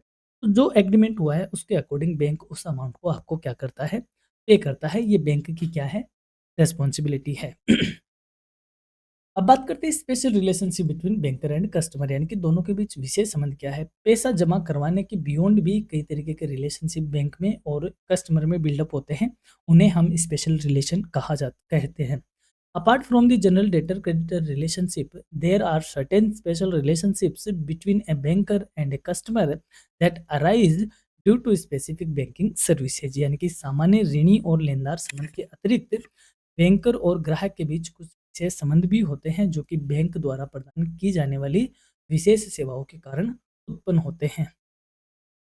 उनमें हम बात करें तो द स्पेशल रिलेशनशिप में क्या होता है, ट्रस्टी एंड बेनिफिशियरी का रिलेशनशिप होता है, यानी कि ट्रस्टी और लाभार्थी का रिलेशनशिप, एजेंट एंड प्रिंसिपल का रिलेशनशिप, बेली एंड बेलर यानी कि जमानत दाता और जमानतदार का relationship, and adviser and customer का रिलेशनशिप, यानी कि बैंक सलाहकार और कस्टमर एज ए कस्टमर के तौर पे भी रहता है। तो इस तरीके के रिलेशनशिप स्पेशल रिलेशनशिप कहा जाता है। These relationships arise depending on the nature of banking services provided by the bank, यानी कि ये संबंध बैंक द्वारा प्रदान की जाने वाली सेवाओं की प्रकृति के ऊपर निर्भर करता है कि किस तरीके का होता है। सबसे पहले बात करते हैं banker as debtor and creditor, ये अभी हमने जनरल रिलेशनशिप में पढ़ लिया। When a customer deposits money in bank, the bank becomes a debtor because it has obligation to repay the deposited amount to the customer, यानी कि जब ग्राहक बैंक में धन जमा करता है तो बैंक ऋणी बन जाता है, क्योंकि वह राशि बैंक को वापस करनी होती है। However, when the banker gives a loan to the customer, the bank becomes a creditor and customer becomes the debtor, और इसके उल्टा होता है, तो बैंक लेनदार हो जाता है और ग्राहक ऋणी हो जाता है। एजेंट के तौर पे बात कर लेते हैं। बैंकर्स एज एन एजेंट, यानी कि एजेंट के रूप में काम कर रहा है। जैसे मान लो आपने ये कहा कि बैंक में आपका जो बिजली का बिल है वह आपने ऑटो पे कर दिया। फॉर एग्जाम्पल ऑटो पे कर दिया कि जब भी आपका बिजली का बिल आएगा आपके अकाउंट से अपने आप पे हो जाएगा। तो वह कौन पे कर रहा है? वह बैंक पे कर रहा है। तो बैंक आपका क्या है इस टाइम पे? एजेंट, यानी आपके मार्फत वह आपके कई बिल पे करता है, आपके लिए चेक रिसीव करता है, आपके लिए इंटरेस्ट रिसीव करता है, आपके लिए कमीशन रिसीव करता है। यानी कि आपके काम बैंक आपके मार्फत खुद करता है, तो उसे क्या कहते हैं? बैंकर, और बैंकर एज एन एजेंट कहते हैं। A bank also acts as an agent to the customer while performing various services on behalf of the customer, यानी कि बैंक कई सेवाएं ग्राहक की ओर से करता है, इसलिए वह ग्राहक के एजेंट के रूप में कार्य करता है। For example collection of cheques and bills, यानी कि चेक और बिलों का संग्रह करना, यानी कि आपने कोई चेक दिया बैंक में, तो बैंक आपके बिहाफ पे तो उसे क्या करता है? रिसीव करता है। आपने कोई ईएमआई चुकाई या आपने कोई बिजली का बिल चुकाया या एलआईसी की किस्त चुकाई, ये सारे आपके बिहाफ पे बैंक करता है। तो यहाँ पे आप में और बैंक में एजेंट के तौर पे रिलेशनशिप बिल्ड हुआ। पेमेंट ऑफ इंश्योरेंस प्रीमियम, अभी मैंने कहा बीमा किस्त चुकाना। Purchase and sale of securities, आपने कोई प्रतिभूतियों की खरीद बिक्री करी है। पेमेंट ऑफ यूटिलिटी बिल, आपने कोई बिजली का बिल या दुकान का किराया वगैरह जो बैंक से चुकाया है, तो ये सारे काम बैंक आपके एजेंट के तौर पे करता है। बैंकर्स राइट, अब यहाँ से बात करते हैं बैंकों के अधिकार क्या होते हैं। बैंक क्या का काम अधिकार उसके पास रखता है बैंकर आपकी, और जो यानी कि ग्राहक और बैंक का जो रिलेशनशिप होता है उसमें बैंक के क्या राइट होते हैं। Banks have certain rights in order to protect their financial interest, यानी कि बैंकों को अपने वित्तीय हितों की सुरक्षा के लिए कुछ अधिकार प्राप्त होते हैं। कैसे कैसे? पहला है राइट ऑफ जनरल लियन, यानी bank can retain the customer's securities until the loan is repaid, यानी कि आपने बैंक से क्या लिया भाई? लोन लिया, तो आपने कोई ना कोई चीज़ रखी होगी वहाँ गिरवी के तौर पे। तो जब तक आप बैंक का लोन नहीं चुका देते, तो जो ग्राहक की प्रतिभूतियां है बैंक उसे अपने पास रख सकता है। इसे सामान्य ग्रहणाधिकार यानी राइट ऑफ जनरल लियन कहा जाता है। फिर है राइट ऑफ सेट ऑफ, यानी कि bank can adjust the balance of one account against another account of the same customer, यानी कि आपके पास एक ही बैंक में आपके पास दो अकाउंट है फॉर एग्जांपल, तो बैंक क्या कर सकता है? ग्राहक के एक खाते की राशि को दूसरे खाते के विरुद्ध समायोजित कर सकता है, यानी कि एक में आपका नेगेटिव बैलेंस चल रहा है, एक में पॉजिटिव है, तो पॉजिटिव वाले को वह नेगेटिव से क्या कर सकता है? एडजस्ट कर सकता है। इसे राइट ऑफ सेट ऑफ यानी कि समायोजन का अधिकार कहा जाता है। Right to charge interest and commission, bank can charge interest on loans and service charges, यानी कि ब्याज और शुल्क लेने का अधिकार अभी बैंक आपके कई तरीके के काम करता है, उसके बदले बैंक ऋण पर ब्याज ले सकता है, लेता है, और जो भी आपको सेवा देता है उस सेवा का क्या देता है, चार्ज ले सकता है या लेता है, ये उसका राइट है। राइट टू क्लोज अकाउंट, यानी कि bank has the right to close a customer's account with proper notice, यानी कि बैंक ग्राहक को उचित सूचना देकर उसका खाता बंद कर सकता है, खाता बंद करने का भी अधिकार होता है। अब अधिकार होने के साथ साथ बैंक के कुछ ड्यूटीज भी होती है, दायित्व भी होते हैं। ऑब्लिगेशंस देख लेते हैं बैंक के क्या है। A bank also has certain obligations towards its customers to maintain trust and proper banking services, यानी कि बैंक को अपने ग्राहकों के प्रति कुछ दायित्वों का पालन करना होता है ताकि विश्वास और उचित बैंकिंग सेवाएं बनी रहे। क्या-क्या है? मेजर प्रमुख दायित्व क्या है? Owner checks issued by the customers if sufficient balance is available, यानी कि यदि आपके खाते में पर्याप्त राशि है तो ग्राहक ने जो चेक किसी को दिया है तो उस चेक का भुगतान करना बैंक की क्या है, दायित्व है। यानी कि जैसे मान लो ये राम नाम का व्यक्ति है, इसने श्याम को एक चेक दिया है, ठीक है, एसबीआई बैंक का, ठीक है, और इसके 10,000 का चेक था और श्याम राम के अकाउंट में सफिशिएंट बैलेंस है, मान लो 10,000 है या मोर देन 10,000 है।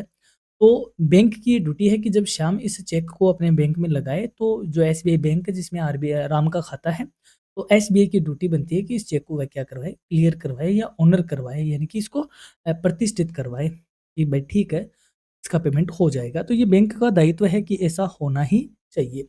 Maintain secrecy of customer accounts and financial information, यानी कि ग्राहक के खाते की गोपनीयता बनाए रखना और ग्राहक की जो वित्तीय इन्फॉर्मेशन है, वित्तीय सूचनाएँ हैं, उनको क्या करना, सीक्रेट रखना, ये भी बैंक की क्या है, ड्यूटी है। फॉलो कस्टमर इंस्ट्रक्शंस प्रॉपर्ली, यानी कि ग्राहक के निर्देशों का सही पालन करना, ग्राहक ने जो इंस्ट्रक्शन दिए हैं उन इंस्ट्रक्शंस को माइंड में रखते हुए काम करना, ये बैंक की ड्यूटी है।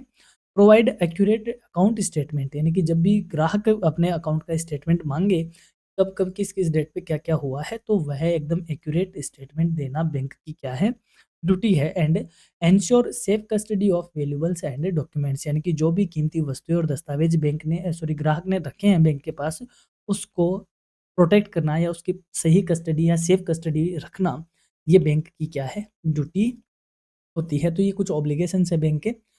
आपकी ये जो क्लास है वो कंटिन्यू रहेगी यूनिट सेकंड के साथ, और साथ ही में मैं आपको ये कहूँगा कि जो रिजर्व बैंक की हमने एक्सक्लूसिव कंप्लीट क्लास अपलोड कर रखी है, बहुत छोटी सी क्लास है, इसको आप जरूर देखिए ताकि आप आरबीआई की हिस्ट्री के बारे में पर्याप्त रूप से क्या हो सके, अवेयर हो सके। मैं इस आरबीआई क्लास का लिंक ऊपर आई कार्ड में दे रहा हूँ और एंड स्क्रीन पे आपको इसका लिंक मिल जाएगा। साथ ही में सेकेंड यूनिट भी आपको मिल जाएगी, तो सेकेंड यूनिट भी आप जरूर देखें, और बाकी जो पीडीएफ है वो हमारी वेबसाइट पे आपको मिल ही जाएगी। तो करियर एजुनेस के प्लेटफॉर्म पे यहाँ तक जुड़े रहने के लिए धन्यवाद, और आप यूँ ही स्टडी करते रहे, यूँ ही पढ़ते रहे। अदर प्लेटफॉर्म पे भी आप हमें ज़रूर सब्सक्राइब करें, ज़रूर हमें फॉलो करें। और हाँ, अ, करियर एडुनेस्ट की जो क्लासेज है उनको अपने साथियों तक ज़रूर पहुँचाएँ आप।